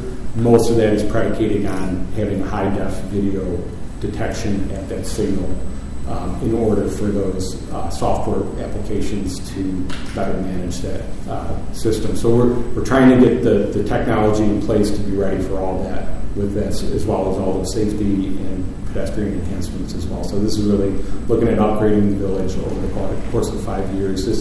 We don't have a final report from our consultant that is doing the traffic signal like inventory, study, and retiming, but this is going to be a recommendation from them. A couple of questions. Just because cameras. I see in the description here that it says that the video is not stored, so there's no privacy concerns. But then you're saying that some of this information gets sent to AI. That's definitely stuff that's in the system. Yeah, it's a good point. So the video detection on its own does not store video. There's no server that it's getting sent to, and basically the output is lines of code from there. So there's no video storage for the detection itself. Yeah, right? okay.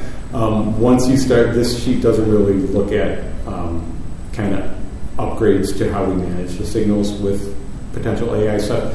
That is certainly a concern with some of those systems. Some systems are like a CPU in the traffic cabinet that just processes that information and doesn't necessarily store video. There are systems that definitely do. So when we start looking at those kind of options, privacy is definitely a concern, right? This sheet here right now does not have those concerns. There's zero opportunity, short of intentionally grabbing the wire and rerouting that wire somewhere and to intercept that feed and then record that. Because we can sit at a computer in theory and look at the video. We can't go back in time and look at it though. We can watch what's happening live. So but the output is just data. So the information is being sent, because you said there's a central system that like this, the lights are sent The to. detection just Separate? stays, the outputs of the detection are really just staying in the cabinet. We just have the ability to look at it on our computer. So it's just like, it sees something moving through a grid and it says, I got a car. And then it just, that's all it is. And like, it's not storing that video for that car or whatever, it's just, that's a data point, and it's just a line of code that you're getting out of it. So there's definitely systems that exist that have privacy concerns. This is traditional video-based detection that doesn't. Yes, okay. I mean, yeah, for me, as long as it's not able to trace back to like a license plate number, identify an individual car, as long as it's just looking at the macro, like here's the traffic situation here, and then here's the sort of output of that in a sort of anonymized way, then that seems okay. But like, yeah, there's there's definitely potential systems challenges. Yeah. Yeah, okay. Yeah, and there's been places that have used those other systems inappropriately, right? So this is not. There's no option for me to even provide this data to the police. Police have asked, when there's been accidents where we have video detection in place, and we don't physically have the ability to even give them that information. Yeah, the best answer is to not collect it in the first place. So this talks about $60,000 per intersection, and we have 44 signalized intersections in the village. So we do have costs baked into projects. So when we do a project, those costs are included in it and not shown on the sheet. So like Oak Park Avenue Streetscape, we're redoing a lot of traffic signals. There's money programmed out for that. With Madison, we've redone those signals. Lake Street has video detection from 2020, although it's not the latest and greatest that can capture bicycles. Right now, this is kind of a little bit of a placeholder until we get that final report from Civil Tech. Either way, I think we're looking at a multi-year approach to it for changing detection. And then we also have to talk to IDOT about the signals that they own, what we maintain in town. Is there a funding opportunity to partner in that regard as well? So it's kind of a placeholder. We'll have a lot more information. We're expecting a final report from Civil Tech late this year, just not in time for the budget. Okay. Yeah, I just wanted to, I was like mapping it out in my mind, and it sounded like at this budget level we were talking about a 15-year replacement plan, which seemed like a long time to maintain sort of two very different technologies between the induction loops and the cameras. We have them both right now. So the maintenance part's not really that big of a deal. Okay. And then, we'll just have to look at, we're going to prioritize ones where we think we're going to get the most benefit out of it, where we probably have higher traffic numbers as well as like high bike ped numbers as well, or like congestion issues where we want to get some smarter technology out there. But it will be a multi-year approach, and we'll have a little more information for next year's budget. Okay.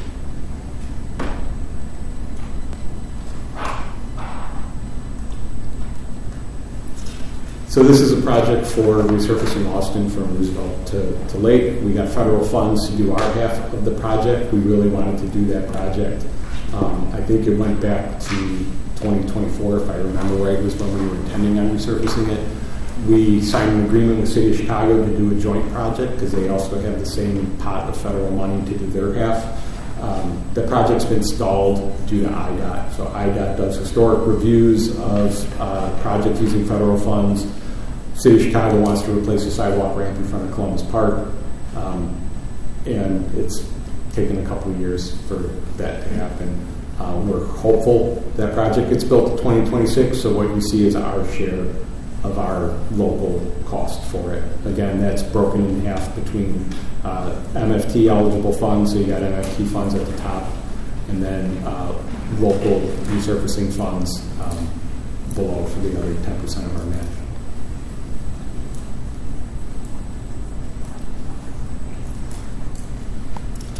So this is another traffic signal sheet. So this, said before, all our traffic signals are connected by a fiber optic network that goes back to Village Hall or other village buildings and then communicates back to Village Hall. That fiber network dates back to the early 2000s. We were one of the early implementers of an interconnected traffic signal system for a town like us. The fiber technology that was used at the time is multi-mode fiber. That doesn't have the capacity that the newer single-mode fiber has. It has to come out of the ground more often. We can't flow enough data through there for like the video detections. We can barely communicate with the signal, so it takes all night to like pull a report out of a traffic signal with the existing multi-mode fiber. So this is a project to really look at improving that system over time. What we're proposing in 2026 is to work with a consultant that specializes in traffic signal communication networks, develop a master plan for that. And then also some construction costs. There's going to be some low-hanging fruit out there for improvements. Some of the cable that we have is a hybrid cable that has single-mode fiber on it as well as the multi-mode. So we're probably going to find opportunities to just switch to some of the single-mode cable that's out there if it's still intact, and probably add some like switches and other gear in some of the traffic signal cabinets to capture some of that low-hanging fruit. But then what you see in 2027 and beyond are costs that, there's probably going to be some actual new fiber cable that we have to pull to make this happen. That fiber cable and connectivity, again, is really that communication backbone to allow for a lot of these other improvements and technologies to exist as well. So we need, to implement all that stuff, we need a good communication network behind it. We'll see once we do that kind of system inventory and master plan what the needs are for 2027 and beyond. So those are kind of placeholders out there.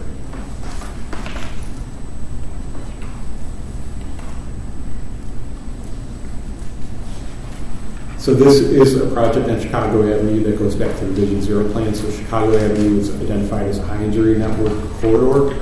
So the recommendations in the Vision Zero plan were to do a protected bike lane from Kenilworth to Ridgeland to reduce the width of the roadway, slow traffic, and they would also improve pedestrian and bicyclist safety.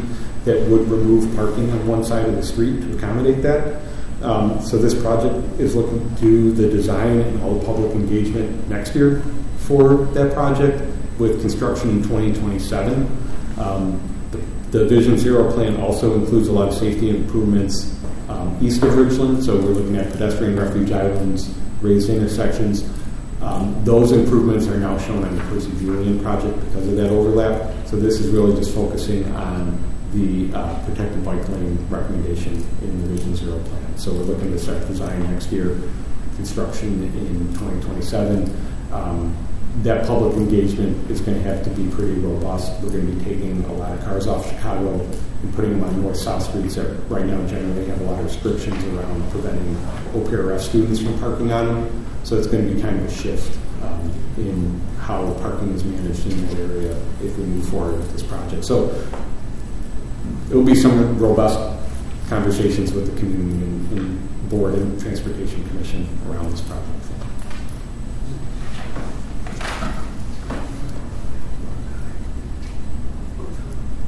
And then this is another traffic signal related project. So on traffic signals are also pedestrian signals. So for a pedestrian to get a walk, there's right now push buttons for them to do that. This is a project to upgrade our push buttons to, it's called an accessible pedestrian signal. These have an audible component to it. So there is that beeping sound. That's the current requirement from ADA for that. But we're recommending doing this so that we can implement leading pedestrian intervals. So that's where pedestrians get a walk signal a few seconds before cars would get a green. Pedestrians are out in the crosswalk and more visible, and it's a safety improvement. In order to do that, the recommendation is to install accessible pedestrian signals so there's an audible component to that PED signal. So if you have, if you have hearing impairments and there's no traffic moving because everyone has a red, you need that audio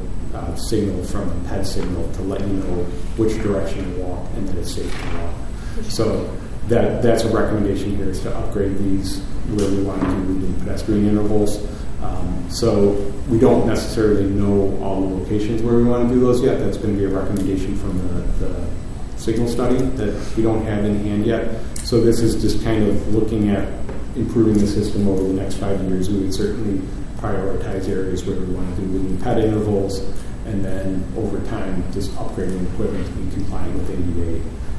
But we'll know more once we get the results from that. We are seeing a lot of opportunity for pedestrian recall, and that may lessen the need for some of the leading pedestrian intervals, but we'll see once we get this done. This is a North Avenue Streetscape project. We touched on it a little bit with the Water and Sewer Fund. So there's a lot of state money in the state budget for the North Avenue project. It hasn't been released yet. So we've got a placeholder in 2026, assuming that money gets released for any potential village costs related to the design of it. It's really just a placeholder. We don't know exactly how much we'll get from the state. There might be stuff that we need to fund locally with design that wouldn't be eligible for the state funds. There's probably going to be water and sewer related improvements that we would probably have to design, fund the construction of independently of that. So we just have some money programmed out really as placeholders. Hopefully the state money gets released and we can have a better idea of what that project may be based on that dollar.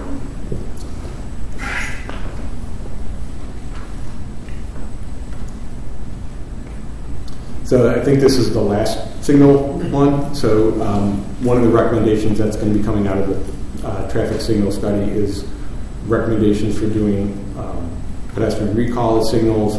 They are also looking at changing signal timings to optimize them from a performance perspective for vehicles as well.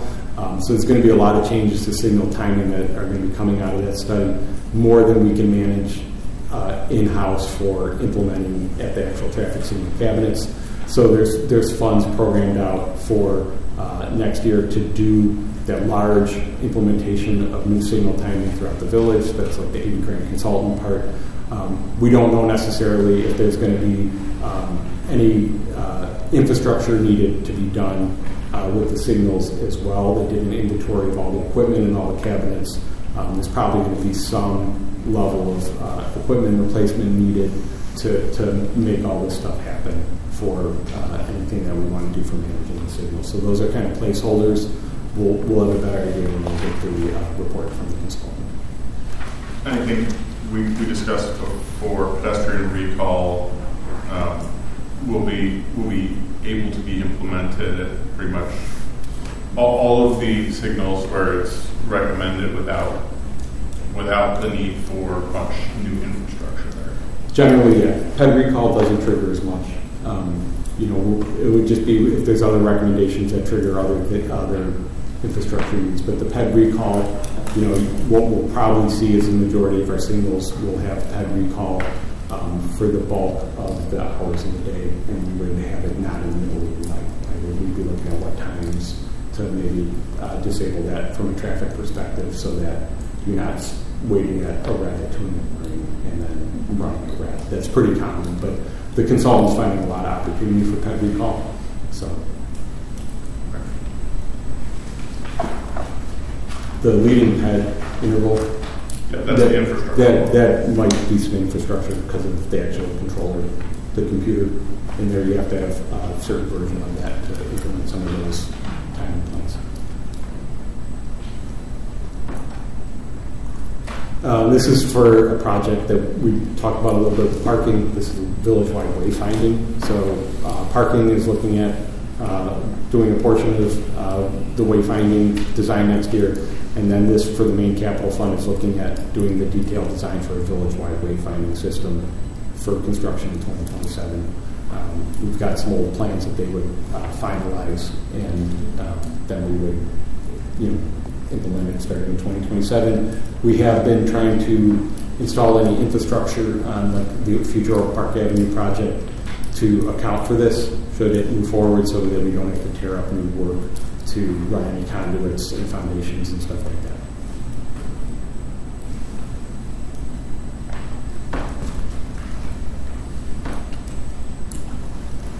So So this is more of almost like a maintenance type project. So traffic signal cabinets, they do get hit,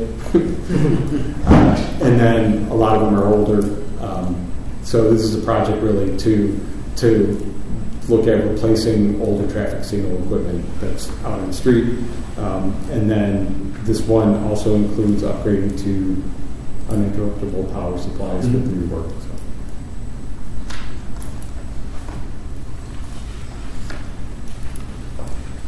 Sidewalk replacement, we talked about this with the CDBG fund. This is the local portion of our annual sidewalk replacement program. Some of the work that we do isn't eligible for CDBG funds when we're working basically outside of mainline sidewalk improvements or sidewalks where we're fixing like drainage issues and stuff that are an accessibility issue.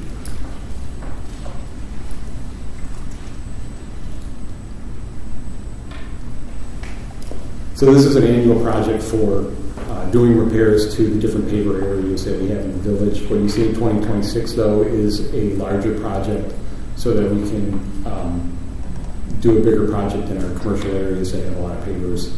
We haven't done really any substantial repairs to anything on Marion Street or Lake Street or some of our other streets that have pavers. So this would be really more for bidding out a larger project in 2026 so that we can address all that more cost effectively.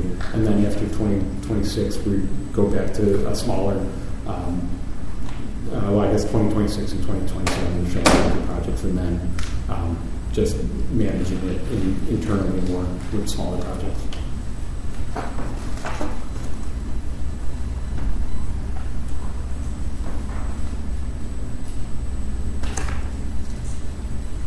Landscape improvements, the village does maintain over 180 different landscape sites across the village. There are regular maintenance contracts for that, but in addition, even a perennial eventually dies, and so there are replacements that are needed on a regular basis. So this is just an annual program that we have where we dedicate funds for replacement. Locations are identified by the forestry superintendent, and they're done typically as part of the maintenance contract. We did, starting last year, or this year, for 2025, started adding in some additional funds for parking, because a lot of the parking lots also have spaces where there's landscaping that needs some attention and improvement. So this is a combination. We talked about this during the parking fund as well, but there's funding coming from both of those funds. Is this contract with Cityscape? Is that the... So, yes, currently for 2025, this contract is with Cityscape. We just went to bid for 2026. McAdam is taking over the business district contract. So these funds will probably be split between both Cityscape that does will be doing the general maintenance contract, which is like all the sites across the village, medians and cul-de-sacs and things like that, but then the business districts are going to be managed by McAdam, and then they would get a portion of this money as well for those areas. I would just came to mind as we were talking about this. Cityscape has been using gas leak blowers, so just something to have a conversation with. I've seen that a couple times. Have you seen them with backpack blowers? No, it was a gas leak blower. It wasn't a backpack. It was just a... Really? Yeah. And I've seen them parked in bike lanes a number of times. So just two things top of mind that I've seen where I'm like pretty sure that's a village contractor. Yeah. And those are things that... I'm not surprised to hear about the bike lane thing. I am surprised to hear about the gas leaf blowers, because they were a very early adopter to the transition and have been very interested in complying. But maybe it was just that one guy's thing was out and he was I'll bring it up to them though, because Connie, the owner, is very responsive to those things. So I appreciate that. And that is though written into their contracts, even for McAdam. So even beyond the ordinances, all hand equipment must be battery powered. Yeah. This is an annual project for refreshing pavement markings throughout the village. So the village typically is part of a larger, we piggyback the counties. It's like a suburban consortium. Yeah, Right. cooperative purchasing consortium. So we did good pricing, and then we will use these funds for refreshing some of the striping either on major roadways or a lot of crosswalks and stop bars, but it's basically an annual program for refreshing pavement markings throughout the village. And this is probably where we would see the bike boulevard treatments that were related to thermo end up in the future. Yeah, you can see there is increased funding in those out years. I just know it took forever. I had thought about classes. Austin and Harrison, the longest time I was like in Illinois, I was like, this thing, and you can't even see them online. So I was like, I was about to get head on so many times. So we, I went Chicago with that one, maybe. Well, yeah, because the project was delayed, we have been asking the city of Chicago for the last 2 years to restrike Austin. And they graciously did it this year. It took a little longer than we were hoping for. But yeah, they did restrike Austin because it was a safety issue. You couldn't see center lines. Yeah, every time I was waiting to turn left on Harrison of Austin, I was they did a like, good job. I'm going to get head on hit one of these days. You're getting a lot of credit for it, though, because people are seeing it and they're thinking. We pushed we should get the credit. Those were all us writing the city of Chicago to get that done. Thank you. But they did it. So they did it. They paid for it. Yes. Once they did, I was like, yay. This might be. We were about to go do it ourselves. Yeah, we were ready to Middle of the night. Yeah. This might be well, we slightly maintain off our topic. half, right? So Yeah. it's a We could have. whose half is like the center line. But So no, just real. This might be a little off topic, but I have also received complaints about Harrison and Garfield. Are those too small to put lines down the middle? Too narrow? Center lines, you're saying? Center lines. You usually see them as you get closer to the traffic signals. I'd have to look at here. So Garfield, generally, no, we don't do that because there's not actually enough width to stripe normal traffic lanes. Yeah, So okay. everything on Garfield is kind of substandard. Harrison, once you get kind of east of east, I'll have to look to see if those border are just faded or not. Some of those areas you would see striping when you get closer to the signals. Whether or not that extends to like the dashes, I'll have to take a look to see if that's just faded or if that was something that. Can we make? So which one is the one that is on the south side? Then is that Garfield, so south. Can we make that no trucks? It's not. Right now, it's not. There's no restrictions on Garfield. So that if that's something that the village wanted to do, we can look into it to see what kind of impacts that would be, and if there's any, if that would if there's businesses in those areas that would be impacted by it and stuff like that. And if that is something, is it just because of the width of the road and right? If you see it, if there's an actual truck, Amazon truck, any kind of truck, then literally the oncoming traffic has to stop in advance because there isn't enough room. for So two like cars. the Amazon and stuff like Parking. that. Yeah. Which people park on that street too, which is You have a big car, man. That wouldn't regulate Amazon or like UPS type trucks. The truck restrictions are usually vehicles that are larger than that. Okay, well, I did see one of the car carrier trucks attempt to go down there fairly recently. And that was We don't normally see a ton beyond the Harlem area, just because it's hard to navigate as a truck driver, right? Like you couldn't turn from Garfield easily to go onto Oak Park Avenue and stuff like that. So usually those are more errant trucks that some driver that made a mistake, right? I've never seen it before, but I saw it once. And have we ever considered making it one way? It was looked at initially with some of that early Kathy Ike stuff, whether or not a one-way pair on Garfield and Harrison would be a good idea. And then briefly discussed as part of the I-290 project. One of the concerns with making it one-way is we already have high speeds on Garfield. If you make it one-way, those speeds are going to dramatically increase. I think really what slows people down on Garfield is the road and the tightness of it, right? And then the other issue is Harrison. Harrison doesn't connect all the way to Harlem.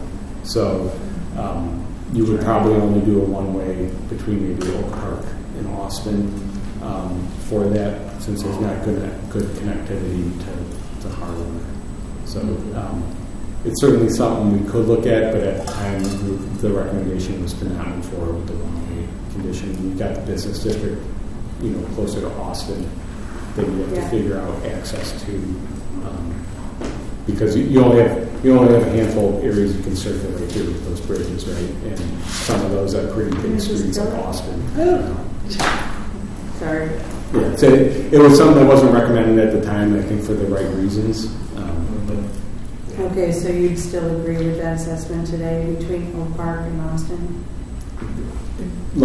That's where you have opportunity, but I think it would take a lot of study, and I bet the recommendation at the end of that would probably be we wouldn't recommend it for a number of reasons. Mm-hmm. I think if you had more connections between Harrison and Garfield where you can circulate, that might be more of an opportunity to do it. But when you get near the Arts District, the thought of trying to loop back around and go the other direction, you start running out of options for, you got closures along Austin. It doesn't lend itself as well to have that big divide between those two two one-way streets. You generally see it where you got streets right next to each other, right?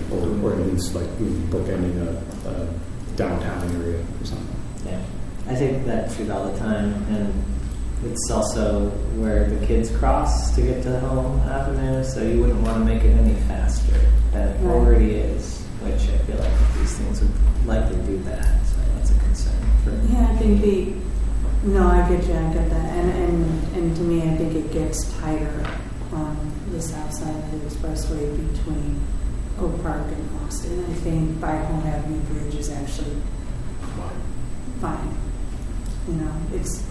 It's still probably maybe some blinkers there. Do we have blinkers there at the Home Avenue Bridge? We have flashing stop signs. So at a stop sign, you don't do the flashing beacon. It's not allowed at a stop or a signal. So we did flashing stop signs and bump outs to help improve pedestrian safety. And then Garfield's proposed to actually have a traffic diverter when they do I-290. There's a lot of crashes at Garfield and Austin for people trying to either jump across or make a left turn there. So the improvement was to make Garfield right turn only for eastbound Garfields. And if you did that, that also then would really impact how you do the one-way pair if you have those kind of restrictions at one end of it. So, Okay. I mean, if it is something that the village wants us to look at, we could certainly do a study for it. I appreciate that, but I think we got enough. This is a project for doing traffic calming and safety improvements on Madison, Washington, and Jackson that are recommended as part of the Madison Street corridor traffic calming study. So this year we're already implementing a lot of those. We bought a lot of speed feedback signs and other equipment, so you see a lot of costs in 2025 and 2026. We're looking to do some signage for speed feedback signs on Washington. That was a recommendation as part of that. Those we got to get IDOT approval for. Those feedback signs, I think, are doing fantastic things. The number of times I see them activate with someone 6 or 7 miles over, and by the time they're to the sign, they have dropped their speed by at least 3 or 4 miles per hour. That's a net good. It means it's working. So, just want to give a thumbs up there. And this is a sheet for Washington signal improvements. So when we did the road diet project on Madison, We predicted increasing the amount of traffic on Washington, and then that created additional people wanting to make left turns from Washington to Oak Park Avenue. There's not dedicated turn bays out there for that, so if you get like maybe more than 3 cars trying to make a left turn, it starts blocking through traffic on Washington. So this is a project that where we wanted to add left turn bays on Washington to allow for better traffic flow on Washington as a result of that, and then also as a result of Pete's Fresh Market, which closed Euclid and has a diverter on Wesley. That kind of exacerbated this condition. We used to have money shown to do a major project here to widen the roadway to account for those left turn bays. We started working with the consultant on the kind of the feasibility of that and how do we administer that through IDOT, since IDOT owns Washington. It turned into a project where the engineering was $500,000 and the construction was $500,000, and the state would have to acquire property. We couldn't acquire property in the name of the state, and it would turn into like a 4 or 5 year project. So right now we kind of stripped funds for that major construction project because it would probably be a better project if we owned Washington. We can do it way, way, way cheaper and quicker. And so right now we pulled funds for that. What you're just seeing here is a project to install emergency vehicle preemption equipment on that signal so that the fire can better trip that signal. Their main fire route comes out of the main station on Euclid. They travel south on Euclid. They go west on Washington. There's equipment that we have that's GPS based, so they don't need a line of sight. They have their vehicle lined up on Washington to trip the signal. This is a project to install that equipment at that traffic signal so they can they basically get into a theoretical box that you build on GIS, and once you're in that box, the signal will detect them, and you can clear out traffic before they even get there. I don't notice that back up. Mostly during PM peak is where the issue is, and then I think once Pete's opens, there's going to be more turning movements there. So the Pete's has some limited access to the parking lots. So you're going to have an increased number of that. We're not seeing it have complete failure either. I think if we really saw it as like this intersection's failed from a capacity standpoint, you probably would see a project in here for $1 million to push through with the left turn lanes. But we're not seeing it to that degree yet. All right, so imagining Pete's opening up and a little bit of traffic there. I'm looking at the south end of the Oak Park Arms and the parking lot, there. Can we limit the parking and that access to that parking lot of the Oak Park Arms and take 1 or 2 of those spots away? Because I don't think they need it. It doesn't get parked up, but it does cause a backup. So my daughter goes to Kindness Creators. My granddaughter goes to Kindness Creators.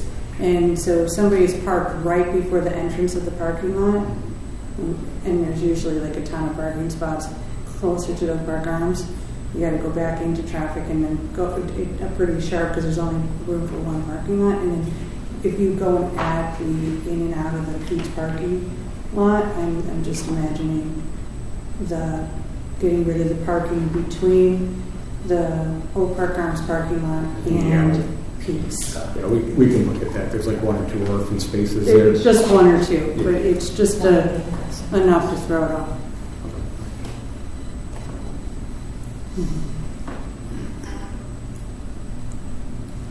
So this sheet here is for doing updates essentially to the Vision Zero plan that were committed as part of the plan. So every couple of years we are updating the high injury network. We're looking at annual updates to show how we're progressing with the Vision Zero. So these are costs reflecting those kind of updates and reporting on an annual basis. Some commitments are every other year, some are every year. But these are costs to do what we committed to doing with the Vision Zero plan. What is the $400,000 cost? I think that's in the state. 2028. Yeah. Mhm. I Yeah, thought it I might think be, it's supposed to be 40, 25, 40, 25, 40. Thanks. So I just saved you the just saved us $60. $28. Thanks. Great. So this is great. This was it's kind of some other zeros. Yeah, there's That's okay, you took 1.8 to 18 million earlier. What? It's a lot of numbers here. Uh-huh. Oh no, I can't imagine how much time it takes to put all this together. A long time. Mm-hmm. So the village owns and maintains the lighting under the viaducts, between North and South Boulevard per our agreement with Union Pacific. Most of the lights were upgraded previously. This is really a project to look at conduit and junction boxes, and then some of the lighting fixtures on Austin. And then pretty much kind of annual maintenance behind it.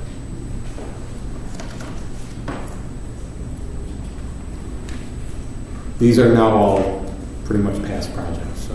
Well, this is, This is money allocated for Main Street. Yeah, so Lake Street, we got money. We're still working on acquiring some of the sidewalk easements. So basically with the Lake Street project, the building line is not the property line. Buildings are set back in our downtown about 6 to 7 feet in places. We acquired a number of easements allowing for construction of the project. There's still a couple of properties that we're still working to acquire those final easements. So we still have some money programmed out in case we need to purchase those easements. Some of those properties got hit during COVID, so Okay. all those negotiations kind of stalled and stuff like that.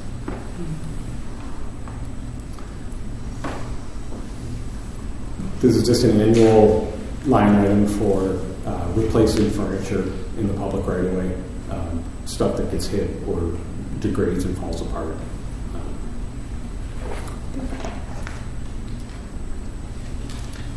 This is a sheet for bridge repairs. So this year we're doing the bulk of the bridge repairs for all the bridges. This is an annual expense going forward just for small maintenance work and sealing on the bridges to maintain them. We are still working and looking at the Austin Bridge, so we have shared deck maintenance with the City of Chicago on Austin, so it's pretty challenging. There's a couple of joints and a little bit of patching we need to do.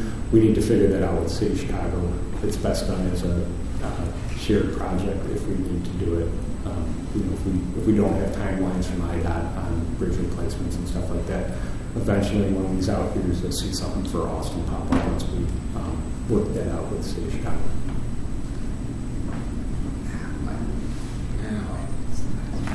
Bike racks. Basically every other year we buy bike racks for either new installations where maybe new businesses come in that have a demand for cycling, or bike racks either get corroded or hit. And so, about every other year we buy an inventory of bike racks for those reasons. just a brief question. I know you guys shared that form where you can request a bike rack. What do you do with that? Like, do you just say, hey, here's the sort of demand, and we, as needed, like, we'll eventually get to it, or do you actually respond with like a ticket when someone says, I wish we had a bike rack here? Like, well, how does that work? Well, in a lot of cases in commercial areas, pretty much everything's paved out. Right. So in those cases, staff will go out, they'll evaluate the site, look for opportunities where we can add a bike rack, and then just do a work order for a streets division to install it. There are cases where we have to pour concrete to do a pad for bike racks. Those ones then will add that concrete work to typically the annual sidewalk program to pour that concrete to allow for that bike rack. So, and then we'll work with, if the request is not coming from like the owner of that business that it's going in front of, we work with those owners to make sure that they're okay with it and cited appropriately and all that stuff like that. I know last year when we were having this conversation, I raised the possibility of sort of a mobile installation that we could put in a parking spot to test demand for additional bike rack capacity. I think I am constantly hearing from folks like there need to be more bike racks,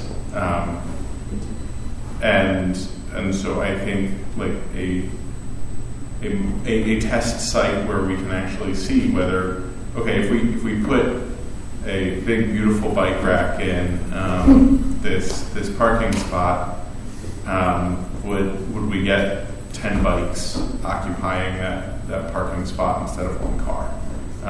It would be a way for us to actually to hypothesis, run an experiment, prove or disprove the hypothesis, move on to another site. So we do that. We've got racks on rails, so you got like the 2 galvanized steel channels and then like 5 racks on it. Right now you'll see one at Oak Park Avenue in South Boulevard, southwest corner. We're converting that to a covered bike parking shelter with the Streetscape project. If there's areas that we notice as staff are here demand, that's certainly a tool that we use to try that out. And we'll work with parking to see where where the best fit is for that to try. But yeah, we're always open to that if there's a need. I mean, sometimes all it takes is one business changes hands, and you get a business that really drives a lot of cycling there. Or bike shop. Or bike shop, yeah. But yeah, we're open to that. And if you hear of areas, certainly forward those to us as staff, we get to know. That's the last current year project sheet. Moving, right? Or no? That's So I should have been in that. Could we potentially share that a business can request a bike rack through the business districts? Because I feel a little guilty. There was one place that had been asking, I didn't know how to help them. Maybe, We'll work with Naomi. I know we. Yeah, I can definitely share that with all the business. Thanks. So that's the end of the current year sheet. So I mean, we're happy to answer any questions that you may have about future year sheets, previous year sheets. I know it's getting late, but so yeah, I don't know if any. Or it's something that can be reviewed and you can get back to us. Questions? Right. Historic sidewalk replacement program. Less a dollar figure question and more a what's the plan? Like we had a conversation at one point, I think last year or 2 years ago. Obviously, these giant stone block sidewalks are not particularly cost effective to replace and maintain. So what's the plan going forward regarding that? So right now they are treated as a historic element. So if we are looking to remove any sandstone sidewalk and replace it with concrete, we do have to get approval from the HPC or at least the staff liaison for those. So we are, it's been a challenge to manage those. There is large costs to replacing them in kind or even resetting them. So when we're doing a large project on some of those blocks, we will look if there's opportunities to do some resetting of existing stone that are in good enough shape to reset, because we have at least large contractor equipment out there that can do it relatively cheaply. But throughout the village as a whole, it's really been a project that we've deferred throughout my career, essentially. We had a couple of years where we did some small pilot projects for resetting those.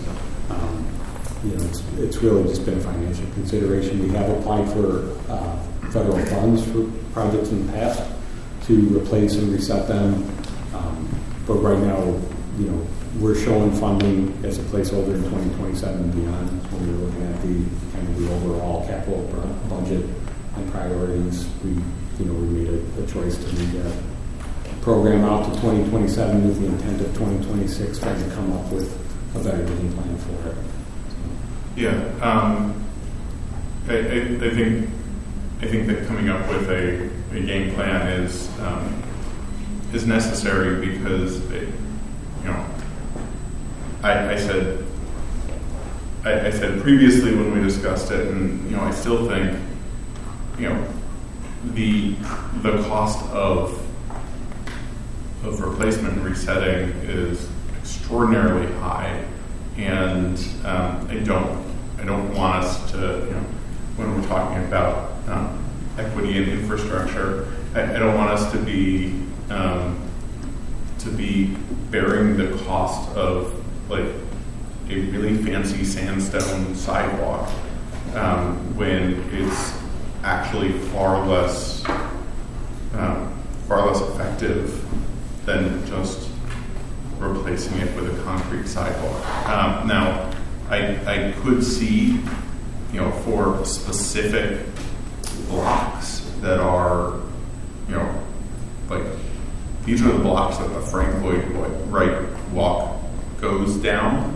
I could see us saying like this is a tourism thing, but I'm looking at the little map and it looks like we have fairly extensive networks of these, and so I don't know whether it's we identify certain blocks where more repairs are needed.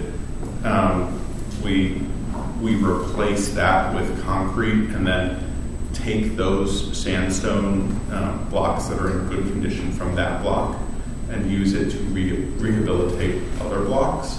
Like I don't know what that looks like, but that's what we're leaning towards, is trying to look at how do we prioritize the use of money and existing inventory of the sandstone. And so it's like trying to look at areas where we can remove material, salvage it, and then where do we reinstall that to kind of preserve that historic thread, prioritizing probably like the landmark properties and filling gaps where you might have a checkerboard pattern in front of more prominent areas.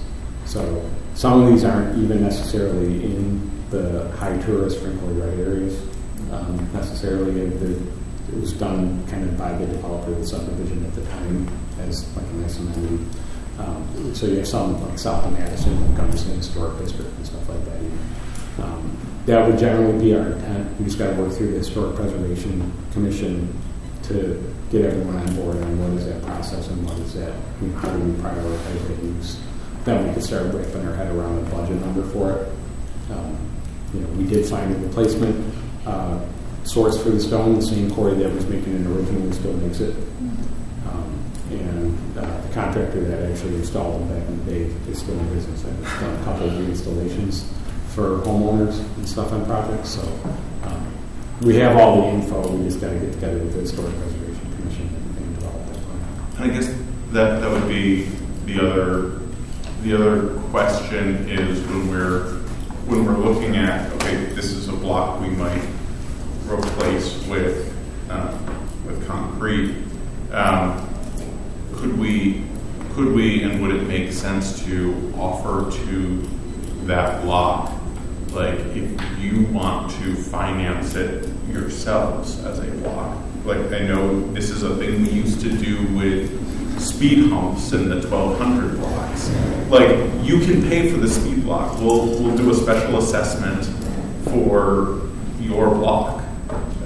If the homeowners so value the sandstone that they want to pay for that improvement to be maintained, then a special assessment on that block for the maintenance of the sandstone. Otherwise, we'll go to the usual treatment that we would do for a sidewalk. Yeah, we can certainly look at that and see how that meshes with the current designation of them as a historic element. That's one of the things that we got to navigate with the Historic Preservation Commission. We certainly could set up special service areas if that is open to us. Those have challenges too. Those take a lot of time to establish and then manage. collecting the tax revenue from that, from the county and all that stuff. But it is an option. If there's strong desire by a block to do that, we'll go through that process. Just for what it's worth, any sandstone sidewalk that's still there is well over 100 years old. And there's no concrete sidewalk that survives 100 years. So they do have, not like a bluestone where they flake up and break and crack. These things have stood the test of time. Yeah, I do. but that is, you know, they don't have to be. I think right now when they come out, they replace a lot of them with concrete. I mean, they take them out, they break them, and then they reuse what they save and they repurpose it. They constantly have been doing that for years, right? Yeah, we have an inventory of them right now. Right. So where there are places that make sense to use some of the inventory to fill gaps, we try to do that. We're still, part of that process is where we prioritize that as well. Because we have had random homeowners ask, like, oh, can we have some pieces of sandstone? And we're like, wow, it's really not appropriate in some of those locations. We don't have a policy around it now to deal with those kind of things. It's a lot of money. Good conversation.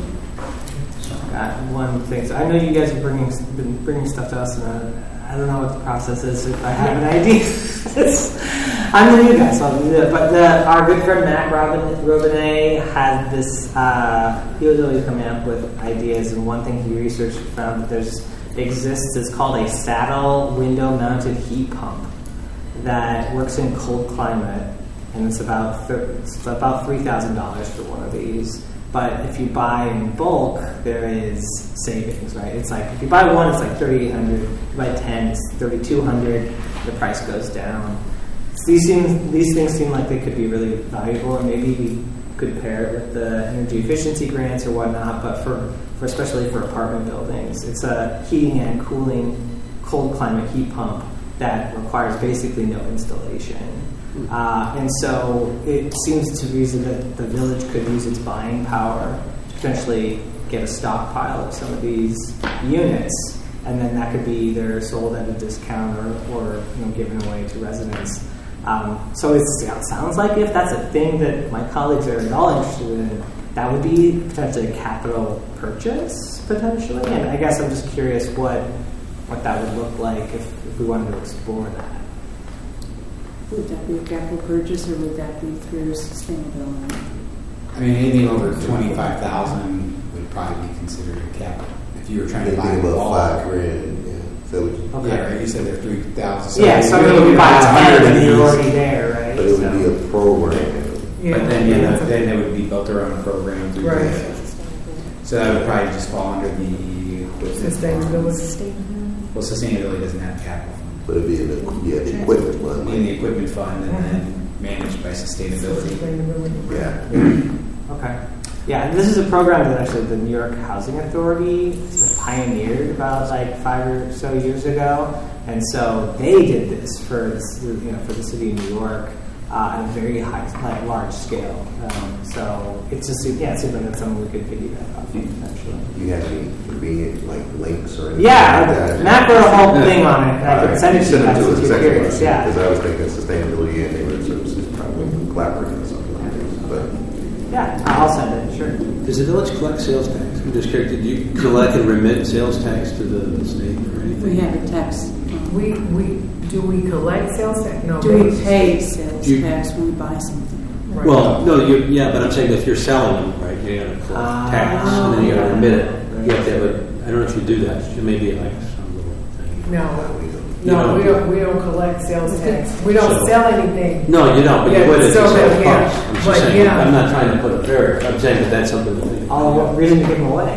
If we're not, we wouldn't charge anything that we don't have to pay. Right. no, that's a fact. We used to get, that's when I was at LB, we get donated chargers, electrical chargers, and we'd give them away. But in this case, we'd be buying them. Yeah, right. And resell them. Yeah. I don't know if we can do that legally. We'd have to sell them. Okay. Legally, I don't know if we could gift them. Okay. Yeah. We'd have to sell them? And charge tax. And you would have to charge tax. But then, this is something you have to do. You have to It look is at something that we definitely would have to look into. Yeah, it's a lot. Yeah. It's like anything else. But it's a chair. Mac is a good guy, and if he's got an idea, there's a lot behind it. There's a lot of thought behind this guy. I'll share the post with everyone, so you can take a look at it. Thanks for considering. But I do think, before we rush out of here, when you presented the CIP to the board, we haven't really made any recommendations for additions or cuts, folks. Are we suggesting that this go to the board and this, because we're not going to sit through this again at the board table, right? Why not? They're looking for this as actually to act like a committee here now and say we recommend approving the CIP. We've sat through it. We've done our due diligence. With the ratings, were there things that anyone had made note of in their nice read binders that were a question? So the funding would be $28,240,000 would be bonded. $20 million of that is for the streetscape project, and $8.2 million would be for projects that you have seen over the last 2 days that can be a bond be issued. And then approximately about $5.5 million needs to be transferred from the fund balance. To do it all. I'm sorry? To do it all. Yes, to do everything. I think a priority list would be, we have all the priorities, I get it, but you got to have a list of things you really want and A to Z, right? Well, I see it. That's it. Through the vetting process. E is essential, right? This is Yeah. essentially our recommendation.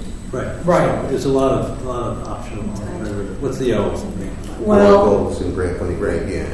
O is what? There's also, remember the new coding also Yes. includes if it's tied to a board goal, if there's grant funding. Yes, available. OB, board goal. Right. Some I didn't see the And connection, mandatory. but I see the point. future, past. Yeah. But optional, so optional versus essential. Essential, correct. So you're talking all the essential is This has been vetted, right. and this is what our recommendation is as far as for the CIP for 2026.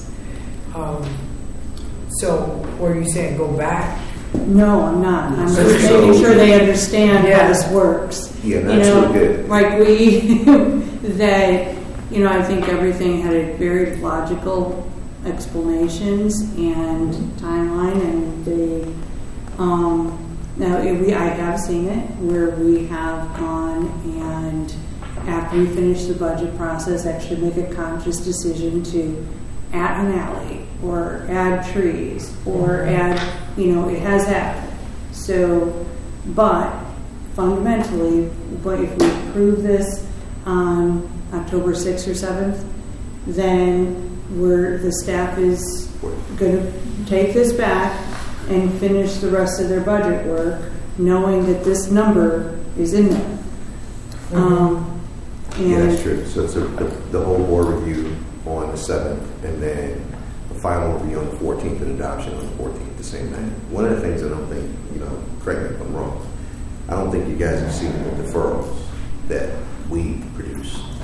Reductions and deferrals to get to this point. To get to this, no, we don't. No, that doesn't, I think that we know that you Yes. go back and forth until you get to this, but no, we don't see those.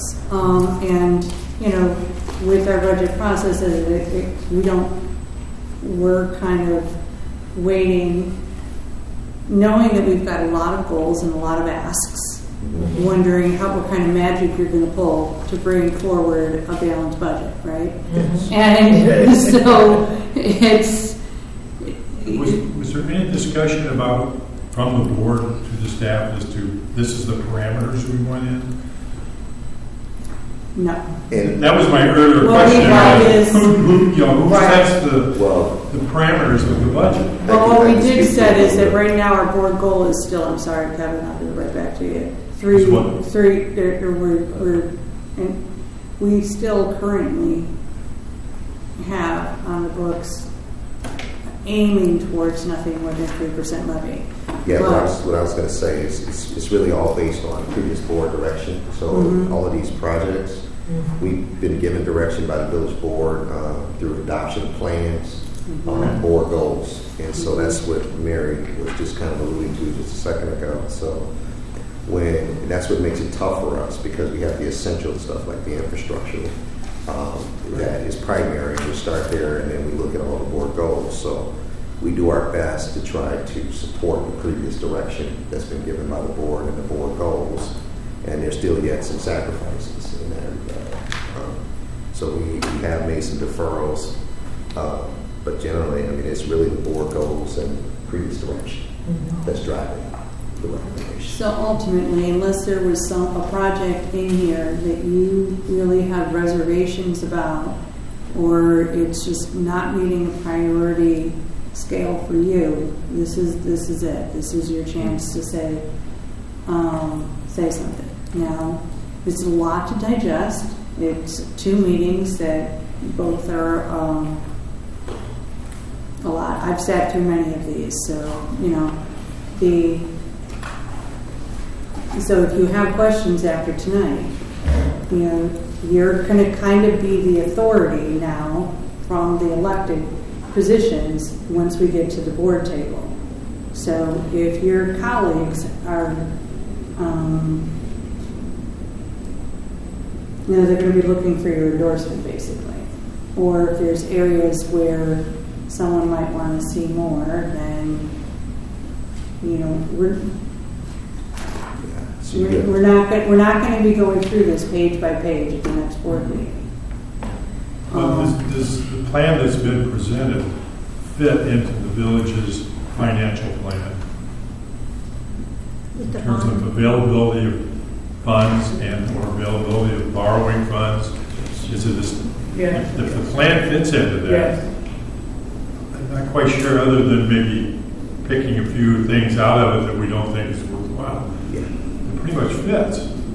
That's the way staff presents it to us. Right. So that, but yeah, There's always going to be somebody who I don't think we should spend that $100,000 here or there.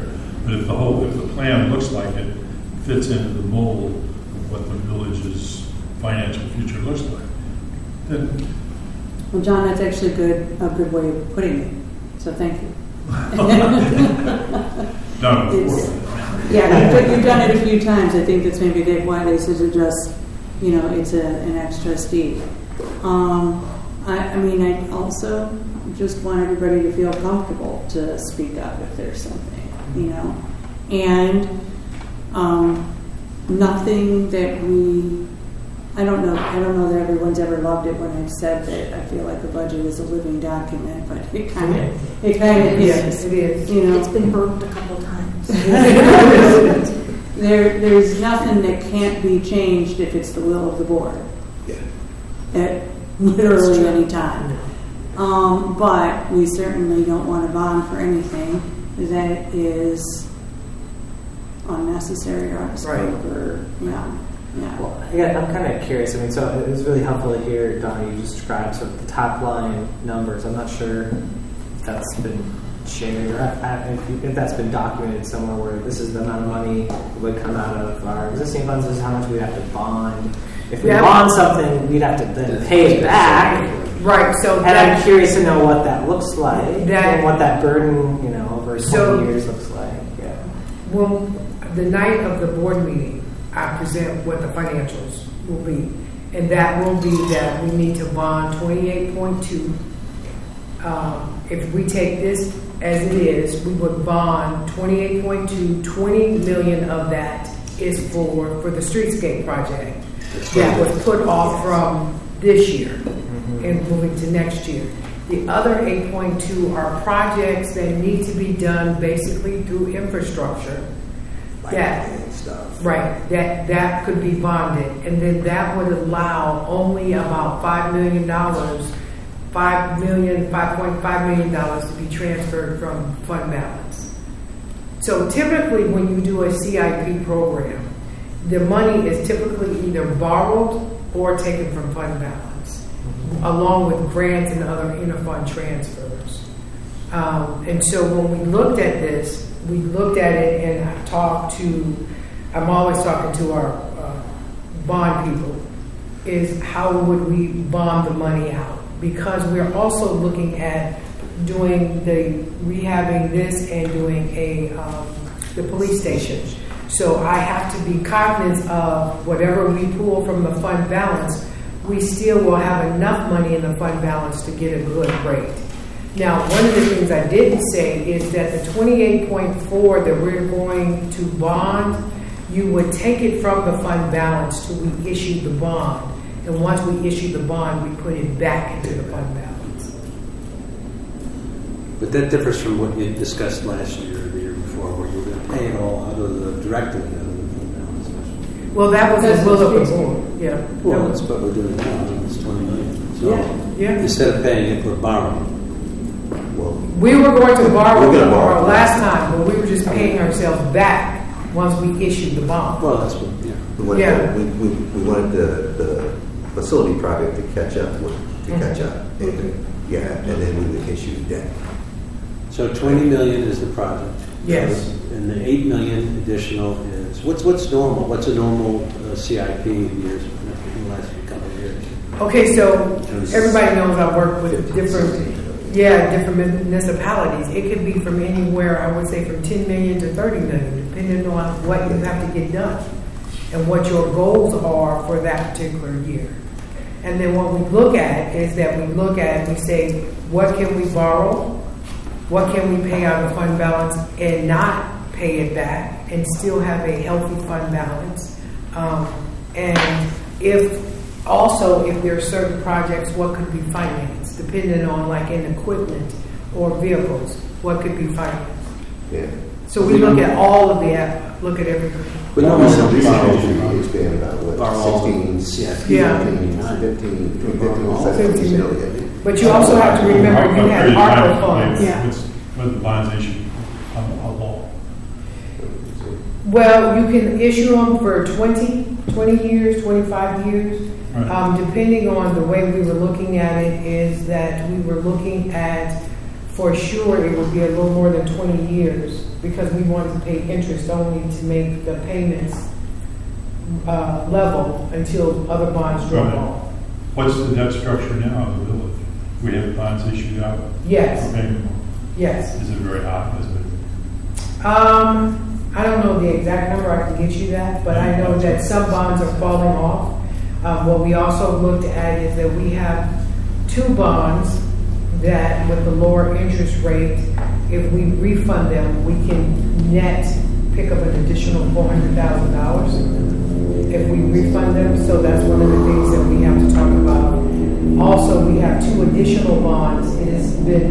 We have understood that the interest rate is going to drop again within the next month. So we will look to see if there's anything else that we can refund at a lower interest rate. Well, typically, you kind of want that bond debt to be somewhat straight. so Yes. that it's not going up in debt. No, it's straight, and we want to keep it straight. So as bonds come off, we have a bond that will be paid off this year. We have one that will be paid off next year, but the payments will continue to be straight. And when we borrow the money. You know what the agenda for this discussion is going to look like, and we haven't seen that yet. Does it make sense for us to have one more finance committee meeting where we're digesting that information for the sake of moving that along at the board level faster? Yeah, You could do that. You want to do that? I think it'd be helpful. We don't normally borrow every year. We're borrowing $8 million additional out of it, which really going to just our infrastructure. I understand, but normal years we don't borrow. Yeah, we have. We just haven't done recently because we supplemented with ARPA. But we've got our fund balance. Yeah, What's we the fund deliberately balance? supplemented with the ARPA dollars for the last 3 years. Correct. Right, to avoid borrowing. That's Yes, a good point. But concurrent with that, we were contemplating these new investments, you know, in the facility and so Right. forth. So, and then most recently we had the bike lane investments. You know, we're increasing our outlay on the There's a street, lot of investment. the street maintenance. Yeah. So there are a couple new items there that. But I'm just saying, the reason I'm saying is that it's not a, when you think about it, so it's 8 million above, plus then you're going to take 5 million. So normally, that's 13 million. Right, Yeah, so that's 13 that's million. about average. But are you? So yeah, he's talking about like. We're throwing So it we in. have our dedicated $5 million. Right. In addition to transferring an additional $5 million plus Yeah. borrowing. The 8.2. That's Because Right. that 8's going to cost you 12 by the time you pay it back. And I'm just wondering, what's your fund balance? Your fund balance is Our fund balance right now is about 40-something. 48 million. So I think that's a discussion we should just, I mean, I'm not suggesting. So- That's okay. We can I walk do- through it. I I'm do- walking through it. We can walk through it, and you know, I mean, Bill can speak to some of it, because we talk about this in terms of the village's history in issuing debt for the capital program. We haven't done it in recent years just because Well, the we water, had we talked about the water. the benefit of the ARPA dollars, but we don't have that anymore. Well, when you issue. And we have larger projects. Water, Right. The I know streetscape water. project. We've added the bike plan infrastructure, and we're increasing our expenses on road resurfacing too. Right, no, So- I understand. A lot of this was board direction, so I Correct. get that. So, I don't have any desire to ask to make a motion to go past 10 p.m. this evening. Oh, So I'm, We got 5 minutes. so I'm basically looking at a calendar and wondering, you know, and I'm asking a professional opinion. Does it make sense for us to have this discussion and then things hopefully go quicker, smoother at the board table? Because I can only imagine we still have a lot on our board agendas and overall. And if that's the case, Yeah, I'm good with it. we only have really one option, and that is October 2nd, which is a Thursday night. Is it Thursday night? Next Thursday. No, I won't be here either. No, October 2nd. No, that doesn't work. We can look at the calendar and I make mean- adjustments. The other thing we could do is we maybe could just push start. it back, Huh? the adoption back. Yeah, we could just make adjustments to So the maybe on calendar. the 7th. Well, what if we started at 6 o'clock on the 7th? Yes, I'm saying, An hour. maybe we can do it an hour. before the board meeting on the 7th. A finance committee meeting from 6 to 7 o'clock. It still saves us time in the board meeting because we don't need 7 voices to speak. You know, No. if well, let's consider that, okay? And And if you have any questions, you can Yes. email the questions. We'll put it in a grid and share it to everybody on the finance committee, so everybody would know the answer to whatever questions you have. Could you share those numbers that you just had noted and put that in some kind of written form for us to reference? That would be useful for me. And I also just, do we have a general sense about what the repayment, you know, what's that? No. What does that look like? We don't know. No, not for the 28.4. We just came up with that. I will have her run the numbers Yeah. for the 28.4. But no, we ran numbers for the police station and this, but not for 28.4. so, and the rest of our colleagues would have all the information anyways because it would all be on that October 7th board meeting. So let's just contemplate. Go ahead, Brian. So, I was just going to add, as we're preparing things, if we can also get a schedule of all of the existing bonds and when they Oh, sure. fall off. So I was looking through the budget and they're on different sheets, having them on one sheet where it's like, It is on one sheet, but I can't remember exactly Okay. where it is in the budget. It I shows couldn't all the quickly find bonds. it. Yeah. And yeah, It's 5.8 on, and just the bond interest levy fund, it's 5.8 through 2031, and then 2032 drops to 2.7. right. Approximately. And that's what only with the interest. That's why it's interest only. That's why we're only doing interest only For how long? until 2032. To the It 20. drops 3 point, yeah, the bond Yeah. interest levy drops $3.1 million. Right. It's an expensive way to do it, because you're just So- All right, So we so, could potentially do a finance committee meeting before the October 7th regular meeting. yeah, start at 6 o'clock, Start at from 6 6 to o'clock. 7. 26 budget. All right, so That's the bind. I would entertain a motion to adjourn. Second. Second, all in favor? Aye. Aye. Okay, and the rest will communicate via email.